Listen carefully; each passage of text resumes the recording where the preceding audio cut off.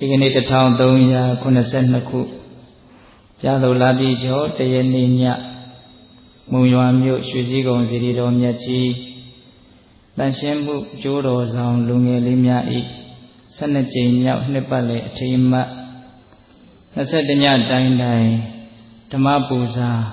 တရားပွဲတပင်မှာဦးဇင်းတို့ဒုတိယညအဖြစ်ဖြင့်ဓမ္မဒါနအလှရှင်များဖြစ်ကြတဲ့တက္ကကြီးဦးတောင်းရွှေ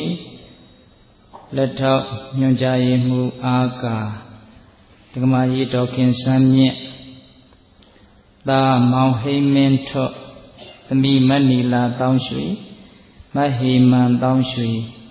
ရန်ကုန်မုံဟင်းကမိသားစုတို့ရဲ့ဓမ္မဒါနကောင်းမှုကိုအကြောင်းပြုပြီးတော့ပိဿပေါင်းသူတော်ကောင်းတို့ကိုဒီကနေ့ညဦးဇင်းတို့တရားဟောခွင့်ရပါတယ်ပိဿပေါင်းသူတော်ကောင်းတို့လည်းပဲမြတ်စွာဘုရားရဲ့တရားဒေသနာတော်တွေကိုနာယူကြည်ညိုခွင့်ရကြတယ်ပိဿပေါင်းသူတော်ကောင်းတို့ကိုဒီကနေ့ညဦးဇင်းတို့မြစ်ကြီးမနိကေမှာလာရှိတဲ့ကာယကတာတတိသုတ်တံရဲ့ဒန္တဘူမိသုတ်တံရဲ့သုတ်တံနှစ်ခုကိုဦးဇင်းတို့ရောဆက်ပြီးတော့ဗမာလိုခေါင်းစဉ်လေးတက်ပြီးတော့ဟောခြင်းပါတယ်တောင်ထိပ်ပေါ်ကလူတဲ့တရားကောင်းစဉ်ကဖိတ်တဲ့တရားကောင်းစဉ်ကဦးဇင်းတို့ရဲ့ဉာဏ်နဲ့ဒီတရားကောင်းစဉ်ကိုပေးလိုက်တာမဟုတ်ပါဘူးဓမ္မပဒပါဠိတော်မှာမြတ်စွာဘုရားဟောထားတာရှိပပတ္တထောဝဘူမတ္ထိဒီရောပါလေအဝက္ခတိတဲ့ပပတ္တထောတောင်ထိပ်၌တည်သောပုဂ္ဂိုလ်သည်ဘူမတ္ထိမြေပြင်၌တည်သောပုဂ္ဂိုလ်ကိုအဝက္ခတိဤဝကြည့်ရှုတကဲ့သို့ပဏိတောပညာကြီးကြသောပုဂ္ဂိုလ်တို့သည်ပါဠိလူမိုက်တို့ကိုအဝက္ခတိကြည့်ရှု၏တောင်ထိပ်ပေါ်မှာနေတာဆိုတော့မြေပြင်မှာနေတဲ့လူတဲ့ပို့ပြီးတော့အမြင်ကျဲတယ်ဟုတ်လားတခါကြီးမိုင်းများဒါကြောင့်ဘာကိုရည်ညွှန်းပြီးတော့ပြောတာတော့ဆိုတော့တောင်ထိပ်ပေါ်ကလူဆိုတာအသိဉာဏ်တည်းဟူသောအစဉ်တန်းမြင့်မှုကိုရည်ရွယ်ပြီးတော့အမြင့်မှနေတဲ့ပုဂ္ဂိုလ်ဟာပို့ပြီးတော့အမြင်ကျဲတယ်ပို့ပြီးတော့သိတယ်ပို့ပြီးတော့မြင်တယ်ဒီသဘောလေးကိုတင်စားပြီးတော့တောင်ထိပ်ပေါ်ကလူလို့အဲ့လိုတရားကောင်းစဉ်ပေးလိုက်ဟုတ်လားဦးဇင်းတို့ဒီမှာမလာခင်တုန်းကဒကမာကြီးတော်မင်းစုနဲ့လေးနဲ့တဲ့တရားတွေကိုလူတွေလည်းနေသေးတယ်လို့ထင်ရတဲ့တရားတွေကိုဗမာလိုရိုးရိုးလေးပြောရင်ဆင်ပြေပါမလားဒကမာကြီးလို့မေးကြည့်တော့ဒီမှာတရားအထုတ်တဲ့ပုဂ္ဂိုလ်တွေတရားနာတဲ့ရင့်တဲ့ပုဂ္ဂိုလ်တွေကြီးလာကြတာပါတဲ့ဒါကြောင့်တရားအထုတ်တာနဲ့ပတ်သက်တဲ့လေးနဲ့တဲ့တရားဒေသနာတွေကိုဟောဖို့သင့်တော်ပါတယ်လို့ပြောတယ်အဲ့တော့ဦးဇင်းတို့ကလေးနဲ့တဲ့တရားကိုဟောတယ်ဆိုတော့ဒီပြင်တရားတွေကမလေးနဲ့ဘူးလို့အဲ့လိုဆိုလိုတာလည်းမဟုတ်ဘူးနော်ဒီနားလည်မှုလွဲမှလည်းဆိုရသေးတယ်ဟုတ်လားဒီတော့ဦးဇင်းတို့အနေနဲ့ကတရားတစ်ပုဒ်ဟောတော့မယ်ဆိုလို့ရှိရင်ဒီတရားကိုလူတွေစိတ်ဝင်စားမှုရှိမှရှိပါမလားဆိုတာတော့စဉ်းစားမိတာအမှန်ပဲဟုတ်လားဒါကြောင့်အားလုံးမြတ်စွာဘုရားရဲ့တရားတော်တွေဟာဒုဘဝကိုတကယ်ချမ်းသာစေတဲ့တရားတွေလို့ယုံကြည်တဲ့စိတ်တန်ဖိုးထားတဲ့စိတ်လေးစားတဲ့စိတ်မြတ်နိုးတဲ့စိတ်နဲ့တကယ်ကိုလိုလိုချင်းချင်းစူးစူးဆိုင်ဆိုင်တတိတမာရီကြီးကြီးနဲ့မြတ်စွာဘုရားရဲ့တရားတော်တွေကိုဦးဇင်းတို့နာယူကြည်ညိုကြစေခြင်းပါတယ်ဟုတ်လားဒီတရားတော်ကိုမဟောကြားသေးခင်မနာကြသေးခင်မှာတရားတော်အလုံးကိုဟောကြားတော်မူခဲ့တဲ့ဘုရားရှင်ကိုယ်တော်မြတ်ရဲ့အင်မတန်အေးချမ်းကြည်လင်တော်မူတဲ့မဟာကရုဏာကိုသိတရားတရားလုံးစုံကိုသိတော်မူမြင်တော်မူတဲ့သဗ္ဗညုတဉာဏ်တည်းဟူသောပညာကို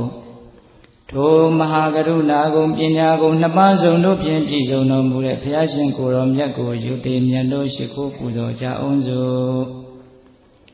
ကရုဏာတိတလဟရယံပညာပိသောတဝိဟတမောဟဓမ္မံသနရမရလောကကရုံဝန္တိသုကတံဂတိဝိမုတ္တံကရုဏာတိတလဟရယံမဟာကရုဏာတို့ဖြင့်အေးမြတော်စိတ်နှလုံးလေးရှိတော်မူပါပေထသောပညာပိသောတဝိဟတမောဟဓမ္မံ အရဟတမေတိဟုသောအယောင်အလင်းဖြင့်ဝိဇ္ဇာတိဟုသောအမိုက်မှောင်ကိုဖယ်ခွာတော်မူပြီးထသောသနရမရလောကကရုံ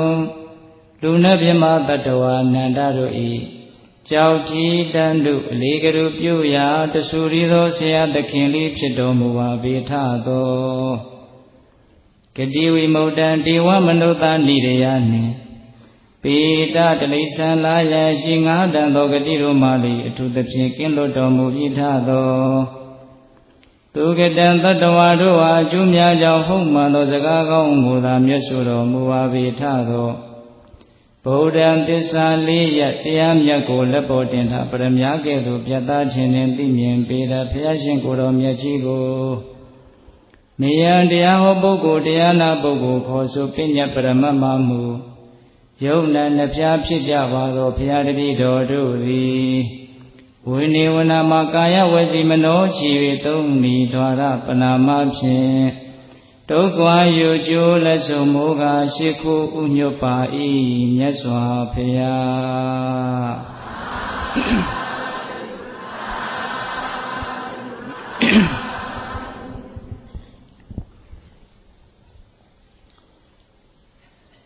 တောင်ထိပ်ပေါ်ကလူတဲ့စတင်ပြီးတော့ဦးဇင်းတို့နာယူကြည်ညိုကြရအောင်ဧကာဓမေဘိက္ခဝေဘာဝိတေဘဟုလိကတိကာယောပိပတ္တမတိစိတ်တံပိပတ္တမတိဝိတကဝိစာရပိဝုပတ္တမတိကေဝလာပိဝိဇ္ဇာဘာဂိယာဓမ္မပါဝနာပါရိပူရိန်ကိစ္ဆန္တိဘိက္ခဝေပိသလေးပါချက်သားချက်သမီးတို့ဧကဓမ္မေတခုသောတရားသည်ဘာဝိတာပွားများသည်ရှိသောဘဟုလိကတာချိန်ဖန်များစွာအလေးလာပြုအပ်သည်ရှိသောကာယောပိနမကာယကရဇကာယတိဟုသောကာယအပေါင်းတို့သည်ပတ္တမတိငြိမ်းချမ်းကုန်၏တခုတည်းသောတရားဟာချိန်ဖန်များစွာပွားများမယ်ချိန်ဖန်များစွာအလေးလာပြုမယ်ဆိုလို့ရှိရင်ကာယောပိပတ္တမတိရူပကာယလို့ခေါ်တဲ့ဒီခန္ဓာကိုယ်ကြီးရဲ့နမကာယလို့ဆိုတဲ့စေတသိက်တရားတွေအဲ့ဒါတွေဟာငြိမ်းချမ်းမယ်တခုတည်းသောတရားကိုပွားများလို့ရှိနော်ကာယောပိပတ္တပတိစိတ်တံပိပတ္တပတိစိတ်တံပိစိတ်တိလေးပတ္တပတိငြိမ်း၏ငြိမ်းချမ်း၏စိတ်လည်းပဲငြိမ်းချမ်းမယ်တဲ့ဝိတကဝိစာရပိဝုပတမတိဝိတဝိစာရအတွေးအကြံအစီဟုသမျှတို့သည်လည်းပဲဝုပသမတိငြိမ်းချမ်းကုန်၏ချုပ်ငြိမ်းကုန်၏အတွေးတွေကြောင့်ဆင်းရဲနေတဲ့စိတ်ဟာဝိတဝိစာရတွေငြိမ်းပြီးတော့စိတ်ရဲ့ချမ်းသာခြင်းကိုသိကြပေါက်ရမယ်တဲ့ကေဝလာပိဝိဇ္ဇာဘာဂိယဓမ္မဘာဝနာပါရိပူရိန်ကိစ္ဆန္တိကေဝလာအလုံးစုံကုန်သောဓမ္မဘာဝနာပါရိပူရိန်ဝိဇ္ဇာဘာဂိယဝိဇ္ဇာရှိပါအဖို့အစုဖြစ်ကုန်သောဓမ္မဘာဂိယဓမ္မဘာဝနာပါရိပူရိန်တရားတွေကိုပြည့်စုံခြင်းသို့ရောက်စေခြင်းသို့ကိစ္ဆန္တိရောက်ကုန်၏တခုတည်းသောတရားကိုပွားများမယ်ဆိုလို့ရှိရင်ကိုယ်ကာယလည်းငြိမ်အေးတယ်စိတ်လည်းငြိမ်အေးတယ်ဟုတ်လားပြီးတော့ဝိတဝိစာရလည်းငြိမ်တယ်ပြီးရင်ဝိဇ္ဇာ၈ပါးကိုရှားစေနိုင်တဲ့အစွမ်းတတ္တိနဲ့ပြည့်စုံတယ်အဲ့ဒီတခုတည်းသောတရားဟာဘာလဲဆိုလို့ရှိရင်ကာယကတာတတိဘာတဲ့တော့ကာယကတာတတိကာယကတာတတိဆိုတာမိမိရဲ့ကိုယ်ကာယကိုအမှန်အတိုင်းနားလည်အောင်ကြိုးစားတာမိမိရဲ့ကိုယ်ကာယရဲ့အကြောင်းကိုအမှန်အတိုင်းသိအောင်ကြိုးစားအထုတ်တာခန္ဓာကိုယ်ပေါ်မှာတတိရှိနေတာပေါ့အဲ့ဒါကိုကာယကတာတတိလို့ခေါ်တယ်နော်အဲ့ဒီကာယကတာတတိဟာကြိုးစားမယ်ပွားများမယ်အားထုတ်မယ်ဆိုလို့ရှိရင်အကျိုးကျေးဇူးတွေအများကြီးရနိုင်တယ်ဆိုတဲ့အကြောင်းကိုမြတ်စွာဘုရားအင်္ဂုတ္တပါဠိတော်မှာလည်းပဲအများကြီးဟောထားတာရှိနော်အဲ့ဒါဥစဉ်တို့ဒီမေဇိမနိကေမှာတော့ကာယကတာတတိသုတ်တံဆိုပြီးတော့တကယ်ကိုပဲဒီကာယကတာတတိရဲ့အကျိုးကျေးဇူးတွေမိမိတို့စိတ်ဝင်စားလို့ကြိုးစားမယ်ဆိုလို့ရှိရင်ကာယကတာတတိဟာဘယ်လိုအကျိုးကျေးဇူးတွေကိုဖြစ်စေတယ်ဆိုတာကိုမြတ်စွာဘုရားကျေကျေပြန့်ပြန့်တိတိကျကျဟောထားနော်အဲ့ဒီကာယကတာတတိသုတ်တံကိုဥစဉ်တို့စပြီးတော့ပြောမယ် အခါတစ်ပါးမြတ်စွာဘုရားဇီတဝန်ကျောင်း၌မှတည်င်းသုံးတော့ယဟန်တော်ပေါင်းများစွာညီမူရာစုဝေးရာဇရက်ကြီးမှစုပြီးတော့ငါရှင်တို့အံ့ဩစရာကောင်းတယ်အရဟံဂုဏ်ရှင်သမ္မာသမ္ဗုဒ္ဓဂုဏ်ရှင်ဖြစ်တော်မူတဲ့မြတ်စွာဘုရားဟာကာယကတတတိကိုကျင့်ဖန်များစွာပွားများလို့ရှိရင်အင်မတန်ကြီးမားတဲ့အကျိုးဆက်အင်မတန်ကြီးမားတဲ့အကျိုးရင်းရှိတယ်လို့ဟောတယ်လို့ကာယကတတတိနဲ့ဆက်ဆက်တဲ့စကားတွေကိုပြောပြီးတော့အဲ့ဒီဇရက်ပေါ်မှာစကားပြောပြီးတော့နေကြတာအဲ့ဒီအချိန်မှာမြတ်စွာဘုရားကအဲ့ဒီဇရက်ပေါ်ကိုကြွလာပြီးတော့ချက်သားတို့ငါမလာသေးခင်မှာမင်းတို့ပြောနေတဲ့စကားကဘာစကားတွေတော့အဲ့ဒီမှာယဟန်တော်တွေကကာယကတတတိနဲ့ပတ်သက်ပြီးတော့မြတ်စွာဘုရားဟောကြားတဲ့အကြောင်းကိုဘုရားတပည့်တော်တို့ပြောနေကြတာပါဗျာအဲ့ဒီမှာမြတ်စွာဘုရားကချက်သားတို့ကာယကတတတိနဲ့ပတ်သက်ပြီးတော့ပြည့်စုံအဲ့ဒီကာယကတတတိကိုပွားများရင်ဘယ်လိုအကျိုးကျေးဇူးတွေရှိမယ်ဆိုတာကိုကြဲကြဲပြန့်ပြန့်သင်္ချေသားတို့သိအောင်ငါဟောမယ်တဲ့ရိုးရိုးသေးသေးနားထောင်ကြဆိုပြီးတော့အဲ့ဒီမှာကာယကတတတိနဲ့ပတ်သက်ပြီးတော့ဟောတာနော်ဒကာကြီးဒီမိုင်းများဒါကြောင့်စိတ်ဝင်စားစရာလည်းပဲကောင်းပါတယ်အဲ့ဒီမှာဦးဇင်းတို့သုတ္တတစ်ခုလုံးကိုခြုံပြီးတော့ကြည့်တော့ကာယကတတတိဆိုတာဘာလဲလို့အရင်ပြောပြတယ်ပြီးတော့မှအဲ့ဒီကာယကတတတိကိုပွားများရင်ဘယ်လိုအကျိုးကျေးဇူးတွေရမယ်ဆိုတာကိုနှစ်ပိုင်းအကျဉ်းမြင်အားဖြင့်ပြောပြတယ်အဲ့ဒါဦးဇင်းတို့ကပြည့်စုံကြီးတော့မဟုတ်ဘူးသုတ္တန်ကြီးကသိပြီးတော့ရှည်လေရတော့တရားတော်မတို့ဦးဇင်းတို့နဲ့တန်ယုံလောက်နားလေယုံလောက်အကျဉ်းချုပ်တန်ရာချုပ်ပြီးတော့ကောင်းနှုတ်ချက်ပြောတယ်လို့မျိုးလေးပြောသွားမယ်ဟုတ်လားအဲ့တော့ပထမအဆင့်ကာယကတတတိဆိုတာဘာကိုပြောတာတုံးဆိုတော့နံပါတ်1ဝင်လေထွက်လေအာနာပါနကမ္မထံကိုစီးပြန်ရင်လည်းပဲကာယကတတတိလို့ခေါ်တယ်တဲ့ဒါဒီလိုတွေဝင်လေထွက်လေအကြောင်းကိုအလုံးသိတယ်နော်ဝင်လေထွက်လေအဲ့ဒီမှာတော့ကြဲကြဲပြန့်ပြန့်ဟောတယ်ရှည်ရှည်ရှူရင်ရှည်ရှည်ရှူတယ်လို့သိပါရှည်ရှည်ထုတ်ရင်ရှည်ရှည်ထုတ်တယ်လို့သိပါအရှည်အတိုးအစအလေအဆုံးစသဖြင့်ကြဲကြဲပြန့်ပြန့်ဟောပါတယ်နောက်မှပြောစရာစကားတွေများစွာကြံတဲ့အတွက်ကြောင့်အာနာပါနဝင်လေထွက်လေကိုတတိပြတ်ထမ်းပြီးတော့စူးစူးဆိုင်ဆိုင်ရှုမှတ်ပွားများရင်အဲ့ဒါကိုပထမဦးဆုံးကာယကတတတိလို့နားလည်ရမယ်သဘောပေါက်တယ်နော်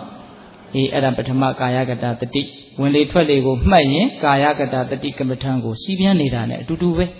ဟုတ်လားဒုတိယကဘာလဲဆိုတော့ကိစ္ဆံတော်ပါကိစ္ဆံတော်မိတိပဇာနာတိဒီလူတွေတော်တော်များများသိတယ်နော်သွားရင်သွားတယ်လို့သိတယ်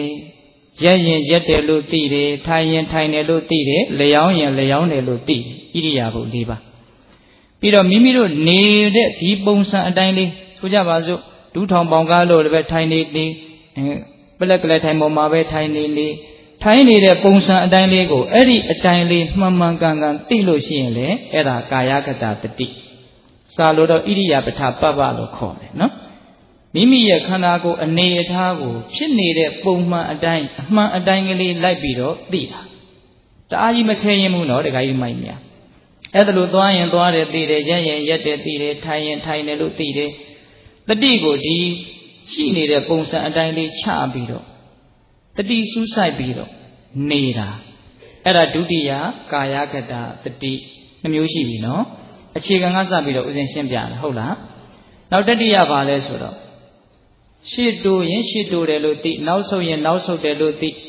သမိတ်ရှိတွေပတာရှိတွေသမ္ပဇာနာကာရီဟောတိကိုယ်ရင်ကိုယ်တယ်လို့သိဆန့်ရင်ဆန့်တယ်လို့သိဟုတ်လားအာလောကိတေဝီလောကိတေသမ္ပဇာနာကာရီဟောတိတဲ့တဲ့ကြည့်ရင်တဲ့တဲ့ကြည့်တယ်လို့သိတစောင်းကြည့်ရင်တစောင်းကြည့်တယ်လို့သိဟုတ်လားပြီးတော့စားရင်စားတယ်လို့သိမျိုးရင်မျိုးတယ်လို့သိဟုတ်လားသင်္ဃာတိပတ္တစီဝရဓာရဏီသမ္ပဇာနာကာရီဟောတိတပိတ်သင်္ကန်းကိုကိုင်ရင်ကိုင်တယ်လို့သိဒကာကြီးဒကမကြီးများဆိုအင်ကြီးဝတ်ရင်ဝတ်တယ်ဆောင်းချုံရင်ချုံတယ်ခောက်ရင်ခောက်တယ်ဟုတ်လားခန္ဓာကိုယ်ရဲ့အသေးအမွှအလုတ်ကလေးတွေပေါ့နော်နောက်ဆုံးဥစ္စာရပတ္တဝကံမြေသမ္ပဇာနာကာရီဟောတိကျင်ကြီးကျင်ငယ်စွန့်တယ်ဆိုရင်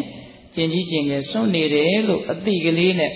တတိတံပဇင်ဉာဏ်ရှင်ပြီးတော့အတိနဲ့လုပ်ရတယ်တဲ့သမ္ပဇာနာပပအဲ့ဒါလည်းပဲကာယကတတတိဘယ်နှခုရှိပြီလဲ၃ခုရှိပြီနော်နောက်ပါဆက်ပြီးတော့မြတ်စွာဘုရားအမိန့်ရှိတော့ဆိုတော့ ကာယကတတတိတွေကအင်မတန်နေကြတာကိုဟုတ်လားနေကြတော့ဘာဆက်ပြီးတော့မြတ်စွာဘုရားပြောလို့ဒီခန္ဓာကိုယ်ကြီးကိုတဲ့ကြည့်လိုက်စမ်းပါအဋ္ဌိကေသာလောမာနခာတန္တာတဇောဒီလိုတွေရတယ်နော်သံမေမွေးညင်းခြေသည်လက်သည်သွားအည်အသာအကျော်အယိုးယိုးတွင်ခြင်းသည်အညှို့နှလုံးအသက်အမြင့်အဖြစ်အဆုပ်ဥမဥသိမ်အစာသစ်အစာဟောင်းအုံနောက်တီးရီတလိပ်ပြည်သွေးချွေးအစီကဲမျက်ရည်အစီကြီးတတွေးနှက်အစီကျင်ငယ်လို့32ခုထာတာမရှိဘူးလားအဲ့ဒီ32ခုထာတာကိုအမှန်အတိုင်းမြင်အောင်မျက်လုံးကလေးမှေးပြီးတော့သပင်ကိုလည်းပဲသပင်အဲ့ဒါလို့တစ်ခုချင်းဉာဏ်ကလေးနဲ့စိတ်ပြီးတော့ကြည်စမ်းမှာအင်မတန်ကြီးကျယ်တဲ့အကျိုးရှိတာကိုသိရလိမ့်မယ်နော်အဲ့ဒီကုဋ္ဌာတကမ္မထံကိုကြတော့မြတ်စွာဘုရားကဘယ်လိုဥပမာပေးလဲဆိုတော့ဟိုအဝါနှစ်ခုရှိတဲ့အိတ်ကြီးတစ်ခုကိုတစ်ဖက်ကစုစည်းပြီးတော့အဲ့ဒီတဲကိုဆန်နေပြောင်းနေပဲတွေစပားတွေအကုန်စုထည့်ပြီးတော့အပေါက်တစ်ခုကိုပိတ်ထားတယ်အဲ့ဒါမျက်စိအမြင်နဲ့ပြည့်စုံတဲ့လူကလေအဲ့ဒီအပေါက်ကိုဖွင့်ပြီးတော့ဒါကတော့ဆန်မယ်ဒါကတော့စပားပဲဒါကတော့ပဲပဲဒါကတော့နှမ်းမယ်အဲ့ဒါလို့တစ်ခုချင်းကြည့်ပြီးတော့စစ်ဆေးတယ်လို့မျိုးတဲ့မိမိခန္ဓာကိုယ်ကြီးကိုဒါကတော့သပင်ဒါကတော့မွေးညင်းဒါကတော့အရေးခြေလေးလက်သေးသွားအရေးအသားအကျော်ဒါတွေကိုအသေးစိတ်မပြောတော့ဘူးနော်အဲ့ဒီ32ကုဋ္ဌာတကိုဉာဏ်နဲ့စိတ်ပြီးတော့ကြည်နေရင်လည်းပဲကာယကတတတိဘယ်နှခုရှိပြီတော့4ခုရှိပြီနောက်ပြီးတော့ဗာလဲဆိုတော့ပထဝီအာဘောတေဇောဝါယောဓာတ်ကြီး4ပါးနော်အဖတ်သဘောကဘယ်လိုနော်ကြမ်းထမ်းတဲ့သဘောလူညံ့တဲ့သဘောသိမ်မွေးတဲ့သဘောအဲ့ဒီပထဝီသဘောလေးတွေရှိနော်ပြီးတော့ယိုစီးတဲ့သဘောပူနွေးတဲ့သဘောအေးတဲ့သဘောတေဇောတွေရှိတယ်နော်ပြီးတော့တွန်းကန်တဲ့သဘောလှုပ်ရှားတဲ့သဘောဝါယောတွေရှိအဲ့ဒီဓာတ်ကြီး4ပါးကိုလေဘယ်ရာကဘယ်လိုခံစားနေတယ်ဘယ်လိုဓာတ်ဖြစ်နေတယ်လို့ကြည့်ရမယ်တဲ့အဲ့ဒါကြတော့မြတ်စွာဘုရားကဘယ်လိုဥပမာပေးလဲဆိုတော့အင်မတန်ကျွမ်းကျင်တဲ့နွားသက်သမားနွားတကောင်ကိုဖြတ်ပြီးတော့အယူတခြားအသားတခြားဥတခြားအသေးတခြားအကုန်လုံးဖြတ်ပြီးတော့အဲ့ဒါကြီးကိုဒါကတော့အယူပဲဒါကတော့အသားပဲဒါကတော့သိရည်ပဲလို့တစစီခွဲချမ်းပြီးတော့ကြည့်သလိုမျိုးတဲ့ဘယ်သူခန္ဓာကိုယ်ကိုကြည့်ရမှာလဲကိုယ်ခန္ဓာကိုယ်ကိုကြည့်ရမှာအဲ့ဒါလို့ဓာတ်ကြီး4ပါးကိုကြည့်ရင်လည်းပဲကာယကတတတိဒီကမာကြီးတွေပြင်းပြီလားနောက်တော့စိတ်ဝင်စားတဲ့အရာတွေအများကြီးပါမှာနော်ဟုတ်လားအဲ့တော့ကာယကတတတိဘယ်နှခုရှိသွားပြီတော့5ခုရှိသွားပြီနောက်ကာယကတတတိကြတော့အတုပ9မျိုးနော်ခန္ဓာကိုယ်ဟာသေဆုံးသွားပြီဆိုလို့ရှိရင်ရောင်းလာတယ်မဟုတ်လားအညူအမဲတွေဆွဲလာတယ်ပုတ်ပွားလာတယ်အဲ့ဒါကိုရှင်းတုန်းကတော့သင်္ချိုင်းမှာဒီတိုင်းပြစ်ထားတာဆိုတော့နောက်တော့လက်တခြားခြေတခြားဖြစ်သွားတယ်နောက်ကျတော့အယိုးလေးတွေရကြံတော့တယ်နောက်ကျတော့အဲ့ဒီအယိုးကတခါတည်းဘာယိုးမှန်းကိုမသိတော့အောင်အဲ့ဒါလို့အဆင့်အဲ့ဒါကြတော့9မျိုးဟောတယ်ဦးဇင်းတို့စာလို့တော့နဝတိဝတိကာယအဲ့ဒါလို့သုံးတယ်နော်အဲ့ဒါကိုလက်တွေ့ကြီးသင်္ချိုင်းကုန်းကိုသွားကြည့်ဖို့ပြောတာမဟုတ်ဘူးငါခန္ဓာကိုယ်ဟာအဲ့ဒါလို့ပုတ်တဲ့သဘောရှိတယ်တစစီပြိုကွဲသွားတဲ့သဘောရှိတယ်ရောင်းတဲ့သဘောရှိတယ်အဲ့ဒီနည်းနဲ့အဆုံးသတ်မှာလို့နော်ဧဝံဓမ္မောဧဝံဘာဝိဧဝံအနတ္တိတောဒါကလေးလူရင်းအချက်ကလေးတွေပဲဥဒ္ဒံပြောသွားမှာနော်ဧဝံဓမ္မောဟောဒီငါခန္ဓာကိုယ်ဟာလည်းအဲ့ဒီအတုပသဘောအတိုင်းအတူတူပဲလို့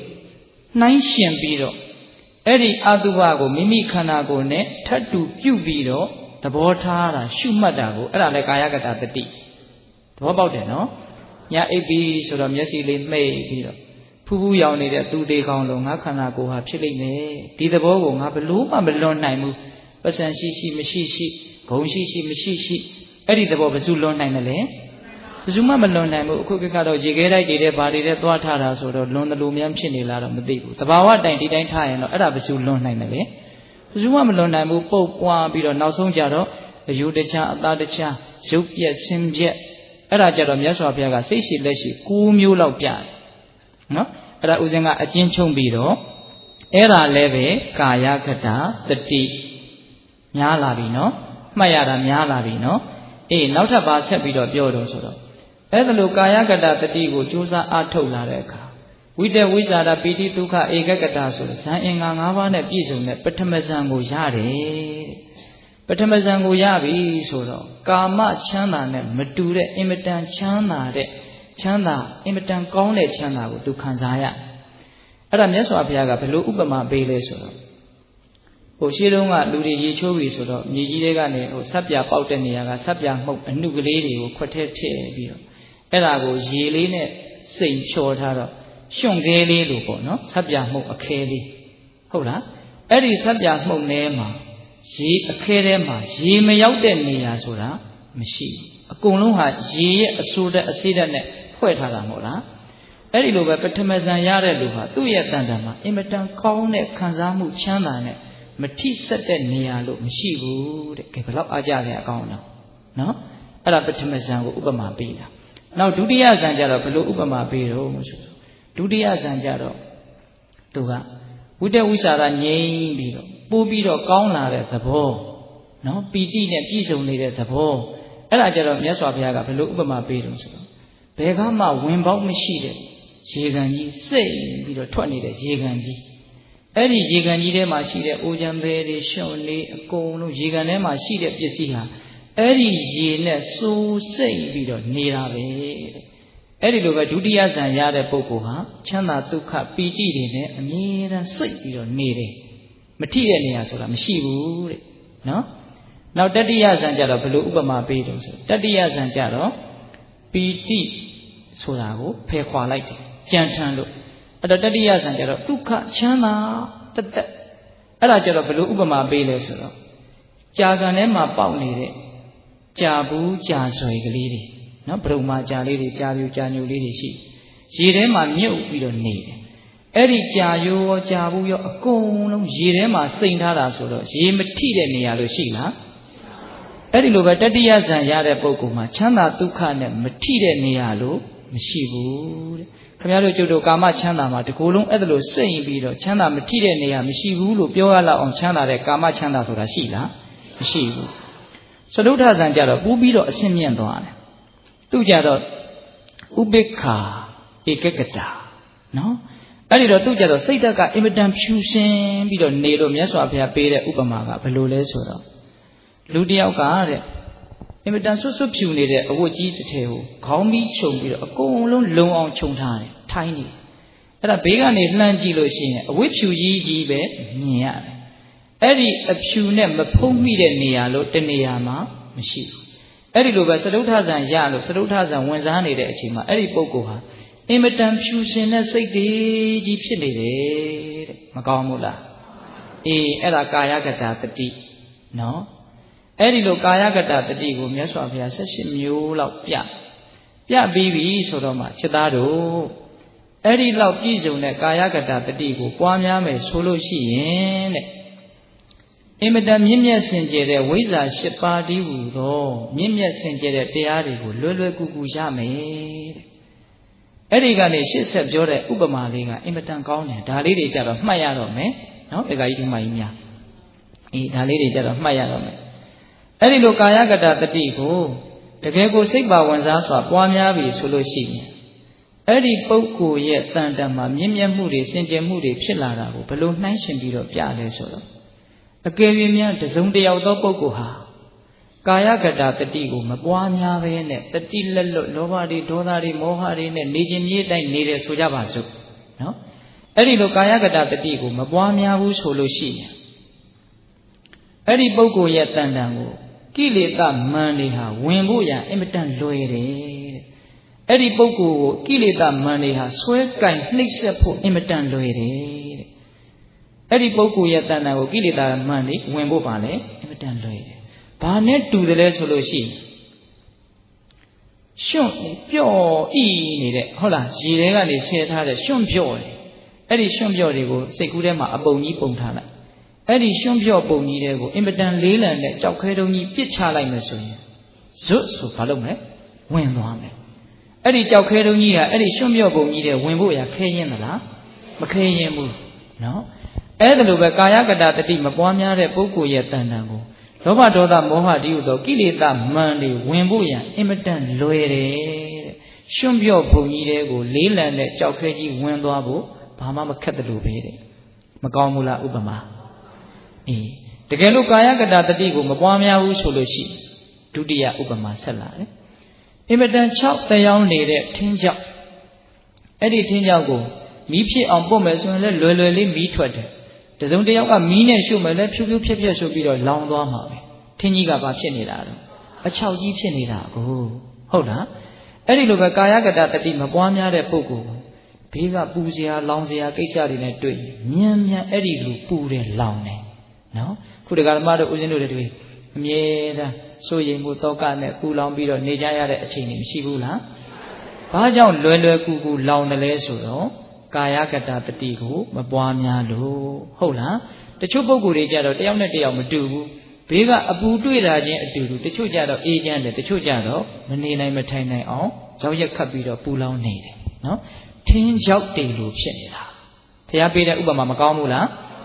အေးထင်းရောက်တယ်လို့ဖြစ်နေတာပေးရမယ့်ဥပမာတွေကများလို့ဥပမာတစ်ခုကိုထပ်ပြီးတော့ဥစဉ်မပြောဘူးနော်ကိုယ်ထဲမှာပြီးတော့အေးအေးဆေးဆေးနားထောင်ကြည့်ဟုတ်လားအဲ့ဒါစီတန်းပြီးတော့ပြောသွားမှာပဲဥစဉ်ကတော့နော်တခါကြီးမှပြန်မိအောင်အသားလေးလိုက်ပြီးတော့တိတိကျကျနားထောင်ဟုတ်လားနောက်တတိယကာယကတတတိကိုမပွားများလို့ရှိရင်တဲ့ဘာနဲ့လားသဏ္ဍာန်တူတယ်လဲဆိုတော့ကရုတ်ခွေကြီးပေါ်မှာစိန်အိုးကြီးတစ်လုံးရေလဲတစ်စက်မှမရှိတဲ့စိန်အိုးအခွင့်ကြီးချထားလိုက်တယ်အဲ့ဒါတစုံတစ်ယောက်သောပုဂ္ဂိုလ်ကအဲ့ဒီစိန်အိုးကြီးတဲ့ကိုရေတွေလောင်းပြီးတော့ထည့်မယ်ဆိုရင်လွယ်လွယ်ကူကူထည့်လို့မရဘူးလားရတယ်ရေအိုးကြီးကဟောင်းလောင်းကြီးကိုဘာနဲ့မှလည်းပိတ်မထားဘူးဘာနဲ့မှလည်းပြိမနေဘူးလေဟုတ်လားတဲထားတာလည်းတဲရဲတဲထားတာဆိုတော့အဲ့ဒီတဲ့ကိုလောင်းထည့်လို့မလွယ်ဘူးလားအေးအဲ့ဒါလိုပဲကာယကတတတိကိုမပွားများရင်အဲ့ဒီပုဂ္ဂိုလ်ရဲ့တဏ္ဍာကိုလောဘဒေါသမောဟတိဟုသောကိလေသာမှန်ရေတွေလောင်းထည့်ဖို့လွယ်တယ်တဲ့သူလက်သင့်ခံဖို့အရန်သက်မယ်နော်တခါကြီးမိုက်မြပေးတဲ့ဥပမာတွေမကောင်းဘူးလားကောင်းတယ်အဲ့ဒီလိုမြတ်စွာဘုရားကပြောပြီးတော့ဒါကြောင့်จิตသားတို့ကာယကတတတိကိုပွားများရကာယကတတတိကိုတကယ်လို့ပွားများကြမယ်ဆိုလို့ရှိရင်ကိလေသာမန်တွေဟာအဲ့ဒီပုဂ္ဂိုလ်ရဲ့တဏ္ဍာကိုဝင်ဖို့အင်မတန်ခက်ခဲသွားပြီတဲ့ဘာနဲ့အလားသဏ္ဍာန်တူတယ်လဲဆိုတော့ဟောဥပမာတွေဆက်လာပြီနော်ဒါကြောင့်စိတ်ဝင်စားတယ်ကောင်းတယ်လို့ဒါကြောင့်ပြောတာဥစဉ်ကဟုတ်လားပါဠိတော်တွေမြန်မာပြန်တွေကစိတ်ဝင်စားတယ်ကောင်းတယ်အိမ်ရောက်ရင်စာအုပ်ရှာပြီးတော့ဖတ်ကြည့်လူဘဝလူဖြစ်တုံးလေးသာသနာနဲ့တွေ့တုံးလေးဟုတ်လားကာယကတတတိကိုပွားများမယ်ဆိုရင်ကိလေသာမန်တွေဟာဝင်ဖို့အင်မတန်ခက်သွားပြီတဲ့ဘာနဲ့တူတယ်လဲဆိုလို့ရှိရင်အင်မတန်ပေါ်ပါတဲ့ခြီလုံးလေးတစ်လုံးနော်အဲ့ဒီခြီလုံးလေးကိုဟိုဦးဇင်းတို့တကားပေါက်ကအတ္တမာနဲ့လှုပ်ထားတဲ့တကယ်ရွက်ပေါ့နော်အင်မတန်အနှစ်ရှိတဲ့အတ္တမာနဲ့လှုပ်ထားတဲ့တကယ်ရွက်ကိုအဲ့ဒီခြီလုံးနဲ့လှမ်းပစ်လိုက်မယ်ဆိုရင်အဲ့ဒီခြီလုံးကအဲ့ဒီတကယ်ရွက်အသားတွေကိုဝင်သွားမလားမဝင်ဘူးပြန်ခုန်ပြီးတော့ထွက်လာမယ်နော်ဟိုကအနှစ်ရှိတဲ့အတ္တမာနဲ့လှုပ်ထားတယ်ဒီကပြစ်တာကလည်းအင်မတန်ပေါ့တဲ့ခြီလုံးဖြစ်နေတယ်အဲ့ဒါလိုပဲကာယကတတတိကိုပွားများကြတဲ့ပုဂ္ဂိုလ်များရဲ့တန်တန်ကိုကိလေသာမန်တွေဟာဝင်ဖို့အင်မတန်ခက်တယ်တဲ့ဒါပထမဥပမာနော်ပြီးတော့အင်မတန်အဆိုးအစေးတဲ့ပြည့်စုံနေတဲ့ထင်းအဆိုးနော်အစေးတွေထွက်ဆိုးပြီးတော့အခုမှတစ်ပင်ကခုတ်လာတဲ့ထင်းအဲ့ဒါကိုမီးထွက်အောင်ပုတ်မယ်ဆိုရင်ဖြစ်နိုင်မှာမလားမဖြစ်ဘူးအဲ့ဒါကိုမီးရှို့မယ်ဆိုရင်လည်းရုပ်တရက်လောင်နိုင်မှာမလားမလောင်နိုင်ဘူးဘာဖြစ်လို့လဲထင်းကအဆိုးကြီးဖြစ်နေတာအဲ့လိုပဲကာယကတတတိကိုပွားများမယ်ဆိုလို့ရှိရင်အပြင်ဘက်ကအာယုန်တွေလောဘဖြစ်เสียအာယုန်တွေဘလောက်လာလာဒေါသဖြစ်เสียအာယုန်တွေဘလောက်လာလာအဲ့ဒီပုဂ္ဂိုလ်လောဘဒေါသလွယ်လွယ်ကူကူဖြစ်ကိုမဖြစ်ဘူးနော်တခါကြီးမိုက်ညာခုဦးဇင်းတို့တခါတော်မတို့တွေကတော့ကာယကတတတိနဲ့ကင်းကွာတဲ့အတွက်ကြောင့်လောဘဖြစ်เสียအာယုန်တွေ့ရင်တခါတည်းလောဘမီးကလောင်ပြီးပြီဒေါသဖြစ်เสียအာယုန်တွေ့ရင်တခါတည်းဒေါသမီးကလောင်ပြီးပြီဘာဖြစ်နေတော့ထင်းကြောက်ကြီးလို့ဖြစ်နေတာကိုဒါကြောင့်ဘလို့ဖြစ်ရမှာလဲထင်းဆိုလို့ဖြစ်အောင်လုပ်ရမယ်ဟုတ်လားဒါကြောင့်ကာယကတတတိကိုပွားများတဲ့ပုဂ္ဂိုလ်ဟာထင်းဆိုများမီးရှို့ဖို့ခက်တယ်လို့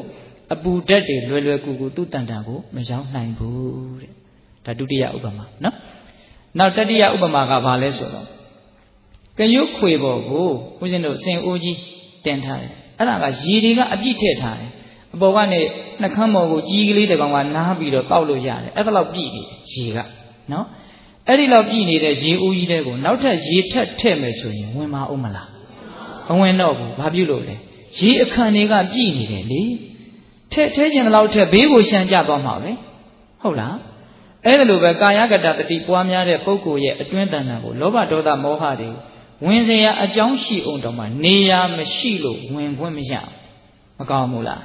အေးဒါကြောင့်မိမိကိုယ်ကိုမိမိချမ်းသာခြင်းတယ်ဆိုရင်အဲ့ဒီလိုမျိုးနေရာကောင်းတဲ့စိတ်တွေကနေရာဝန်းယူထားဖို့မလိုဘူးလားလိုတယ်အဲ့ဒါမြတ်စွာဘုရားအဲ့ဒါလိုဥပမာတွေနဲ့ပြောပြတယ်ကာယကတတတိရဲ့အစွမ်းဟုတ်လားအဲ့ဒါလိုကိလေသာဖြစ်ဖို့အင်မတန်ခဲရင်းတဲ့အကြောင်းကိုမြတ်စွာဘုရားပြောပြီးတော့ချက်သားတို့အကယ်၍များကာယကတတတိကိုချိန်ဖန်များစွာပွားများလို့တစုံတယောက်သောပုဂ္ဂိုလ်ဟာဉာဏ်ဖြင့်ရောက်တဲ့မြင်တဲ့သိတဲ့နဲ့မျက်မှောက်ပြုတဲ့နဲ့တရားဓုတရားမြတ်တွေကိုသူ့စိတ်ထဲကရကျင်လိုက်တာလို့အောက်မေ့ပြီးတော့နော်စိတ်ကစားလို့ပြောရလို့ရှေ့ရှုပြီးတော့ညှွတ်တယ်တဲ့ဆိုလိုတာကအဲ့ဒီတရားဓုတွေကိုသူရကျင်တယ်ပေါ့နော်အဲ့ဒီလိုရကျင်တယ်ဆိုလို့ရှိရင်အဲ့ဒါကိုတကယ်လို့အဲ့ဒီတရားရဲ့အပေါ်မှာတတိဒီဟုသောအကြောင်းလဲရှိနေမယ်ဆိုလို့ရှိရင်အဲ့ဒီပုဂ္ဂိုလ်ဟာအဲ့ဒီသူလိုချင်တဲ့တရားကိုသူကိုယ်တိုင်ကိုယ်တွေ့ကြုံကိုကြုံရမှာပဲတဲ့ဆိုလိုတာကအဲ့ဒီတရားတွေကိုသူလွယ်လွယ်ကူကူရကိုရမယ်လို့ပြောတာနော်တခါကြီးမိုင်များဘာနဲ့ဥပမာတူတယ်လဲဆိုရင်ဟောဥပမာနဲ့ပြောရင်လူတွေဟာပို့ပြီးတော့နားလည်လွယ်တဲ့သဘောရှိတယ်နော်ဘုရားကဥပမာတွေကိုအများကြီးသုံးသွားတာတရားဟောတာကိုဥပမာတွေကြီးသုံးသွားတာဟုတ်လားပြည်နေတဲ့ရေအိုးကြီးတစ်လုံးကိုနှကန်းကနေပြီးတော့တရွတ်တိုက်ပြီးတော့ဆွဲလာမယ်ဆိုရင်ရေတွေပါပါလာမယ်တဲ့ဆွဲလာတော့အိုးကိုဆွဲလိုက်တာပဲဒါပေမဲ့ပါလေရေတွေပါပါလာတယ်အဲ့ဒါလိုပဲပွားလာတော့ကာယကတတတိကိုပွားတာပဲဒါပေမဲ့လို့ကိုလိုချင်တဲ့တရားဓုကောင်းမြတ်တဲ့တရားတွေရကိုရမယ်တဲ့ဒါကဥပမာတစ်ခုနော်နောက်ပြီးတော့ရေတွေပြည်နေတဲ့ရေကန်ကြီးကိုအားကောင်းမောင်းတန်ယောက်ျားတစ်ယောက်ကပေါက်ပြားနဲ့အဲ့ဒီရေကန်ပေါင်ရိုးကိုတခါတည်းဖောက်ချလိုက်တယ်ဆိုရင်ရေတွေဟာဒလဟောကြီးပါလေထိုးကြတယ်ဘာဖြစ်လို့လဲဆိုကန်ထဲမှာရေတွေကအပြည့်ရှိနေတာအကိုအဲ့ဒါလိုပဲကာယကတတတိကိုပွားများတဲ့ပုဂ္ဂိုလ်တွေဟာသူလိုချင်တဲ့တရားတွေကိုရကိုရမယ်သူ့တန်တန်မှာသူတော်ကောင်းစိတ်တွေကရှိနေပြီကိုဟုတ်လားအေးဒါကဥပမာတစ်ခုနောက်ဥပမာကဘာလဲဆိုတော့အင်မတန်ကျွမ်းကျင်တဲ့ယထာသမားယထာမောင်းသမားဟာအင်မတန်ကောင်းတဲ့လမ်းပေါ်မှာအင်မတန်ကောင်းတဲ့သိန်းတော်မြင်းတွေကထားတဲ့အင်မတန်ကောင်းတဲ့ယထာကိုနှင်တန်နဲ့အယံသင့်မောင်းသွားတယ်ဘာမှမခက်ခဲဘူးလမ်းကလည်းကောင်းတယ်မြင်းကလည်းကောင်းတယ်ယထာကလည်းကောင်းတယ်လူကလည်းကျွမ်းကျင်တယ်အသာထိုင်ပြီးတော့ဇိမ်နဲ့ကျိန်နဲ့တို့တောင်းမတို့ရဘူးတူပါလေကြီးနေတာဟုတ်လားအဲ့ဒါလိုပဲကာယကတတတိကိုပွားများမယ်ဆိုလို့ရှိရင်သူလိုချင်တဲ့တရားဓုကိုသူရကိုရမှာပဲတဲ့နော်အဲ့ဒီမှာဏီကုံးကျုပ်အနေနဲ့မြတ်စွာဘုရားကချစ်သားတို့စောတော်တုန်းကပြောခဲ့တဲ့ကာယကတတတိအဲ့ဒါတွေလည်းမေ့မပြည့်နဲ့နော်အာနာပါနဟုတ်လားအဲ့ဒါဒီအကာယကတတတိတွေအများကြီးဥစဉ်မပြောခဲ့ဘူးလားအေးအဲ့ဒီတရားတွေကိုကြိုးစားလို့ရှိရင်အကျိုးတူး10ပါးနဲ့ပြည့်ကိုပြည့်စုံမယ်တဲ့ဒီတဲ့အကျိုးတူးဘယ်နှပါးလဲ10ပါး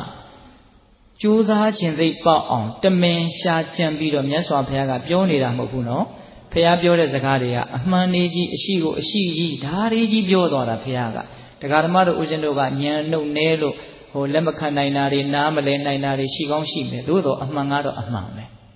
မှန်တိုင်းလည်းပဲကိုကနားလေသေးတာမှမဟုတ်ဖဲကိုဟုတ်လားတခါကြီးမိုင်းမြမှန်တယ်လို့တော့လက်ခံတယ်သို့တော့အဲ့ဒါကိုကိုကသိမြင်နားလည်မှုလက်တွေ့ကြကြရှိပြီလားမရှိနိုင်ဘူးသို့တော့ဖះဟောတယ်ဆိုတဲ့စိတ်ကလေးနဲ့ယုံကြည်မှုတရားတရားကိုအထွတ်ထိပ်ထားပြီးတော့နားထောင်ရမယ်ဟုတ်လားကာယကတတတိကိုပွားများရင်အကျိုးတူးဘယ်နှပါးရမယ်10ပါးရမယ်နံပါတ်1မပျော်မွေ့စေရာအာယုန်တွေကိုသီးခံနိုင်တယ်တဲ့မပျော်မွေ့ခြင်းကိုသီးခံနိုင်တယ်